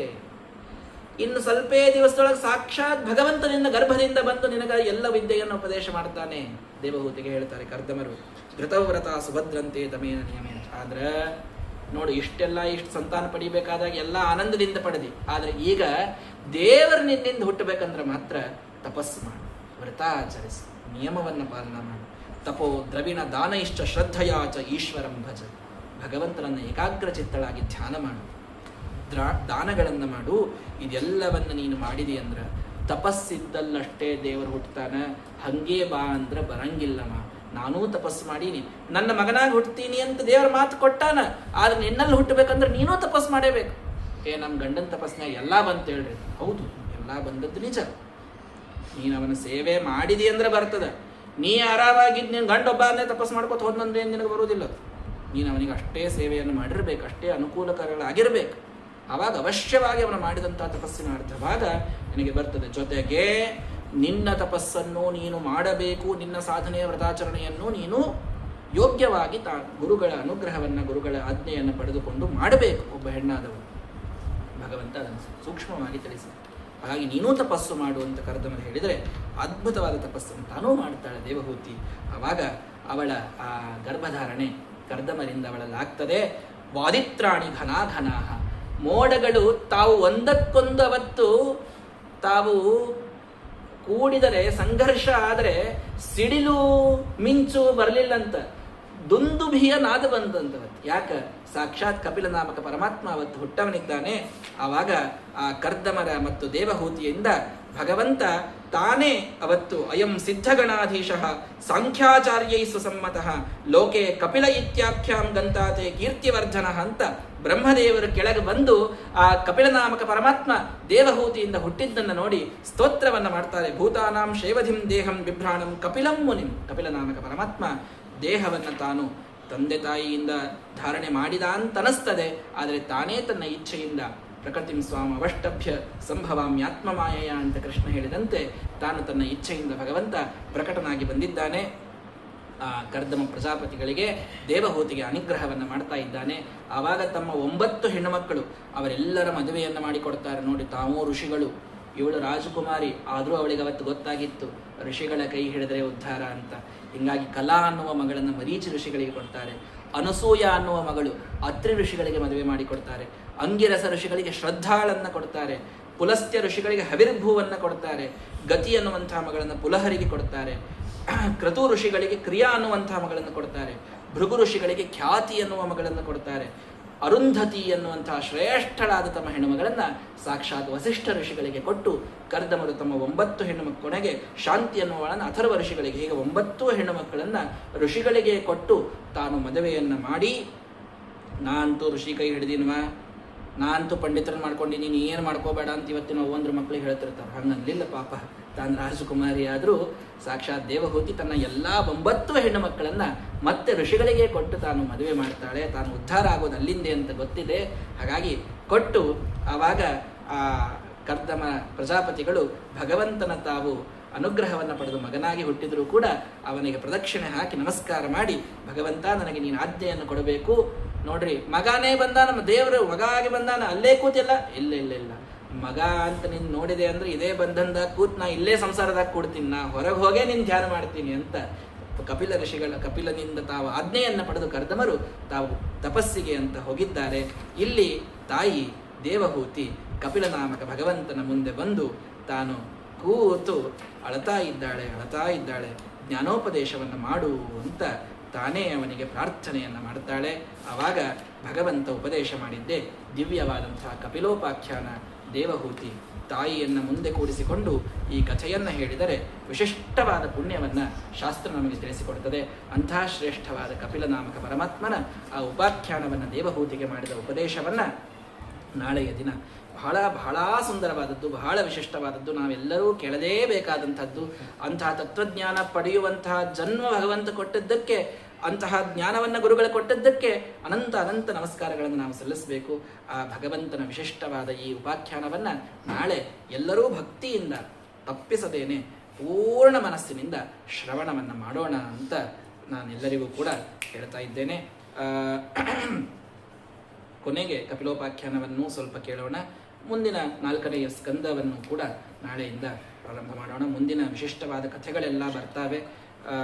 ದೇವಹೂತಿ, ಆಕೂತಿ, ಪ್ರಸೂತಿ, ಉತ್ತಾನಪಾದದಿಂದ ಧ್ರುವ ಮಹಾರಾಜರ ಕಥೆ, ಪ್ರಿಯವ್ರತನ ಕಥೆ ಎಲ್ಲವೂ ಸುಂದರವಾದದ್ದೇ. ಭಾಗವತದೊಳಗೆ ಏನೂ ಬಿಡಲಿಕ್ಕೆ ಬರಂಗಿಲ್ಲ. ಒಂದೊಂದು ಹಣ್ಣೊಳಗೆ ಒಂದು ಸೊಟ್ಟಿ ತೆಗೆದೊಗಿತೀವಿ, ಒಂದು ಗೊಪ್ಪದನ್ನು ತೆಗೆದೊಗಿತೀವಿ, ಬೀಜ ತೆಗೆದೊಗಿತೀವಿ. ನಮ್ಮ ಭಾಗವತ ಹಣ್ಣಿನ ರಸ ಹೆಂಗದ ಅಂದ್ರೆ ಅದನ್ನು ಕುಡದೆ ಬಿಡ್ಬೇಕಷ್ಟೇ. ಏನದ ಎಲ್ಲ ಗ್ರಾಹ್ಯನೇ. ಇದನ್ನು ಬಿಡ್ತೀವಿ ಅಂತ, ಇದನ್ನು ಒಗಿತೀವಿ ಅಂತ ಬಿಡಲಿಕ್ಕೆ ಬರಂಗಿಲ್ಲ. ಅಷ್ಟು ಅದ್ಭುತವಾದಂತಹ ರಸ ಅದು ಭಾಗವತದ ರಸ. ಅದನ್ನು ಮತ್ತೆ ನಾಳೆ ಅದರ ಪೂರ್ಣ ಆ ಕಪಿಲೋಪಾಖ್ಯಾನದ ಶ್ರವಣವನ್ನು ಯಥಾಯೋಗ್ಯವಾಗಿ ನಾವು ಯಥಾಶಕ್ತಿ ಮಾಡೋಣ ಅಂತ ಹೇಳ್ತಾ ಇವತ್ತಿನ ಪ್ರವಚನವನ್ನು ಮುಗಿಸ್ತಾ ಇದ್ದೇನೆ. ಶ್ರೀಕೃಷ್ಣಾರ್ಪಣಮಸ್ತು. ಹರಯೇ ನಮಃ. ಪ್ರಾರಂಭದಲ್ಲಿ ಪುರುಷೋತ್ತಮ ಯೋಗದ ಪಾರಾಯಣವನ್ನು ನಿತ್ಯದಲ್ಲಿ ಮಾಡ್ತಿದ್ವಿ. ಇವತ್ತು ಸ್ವಲ್ಪ ನನಗೆ ತಡವಾಗಿದ್ದರಿಂದ ಮಾಡಲಿಕ್ಕೆ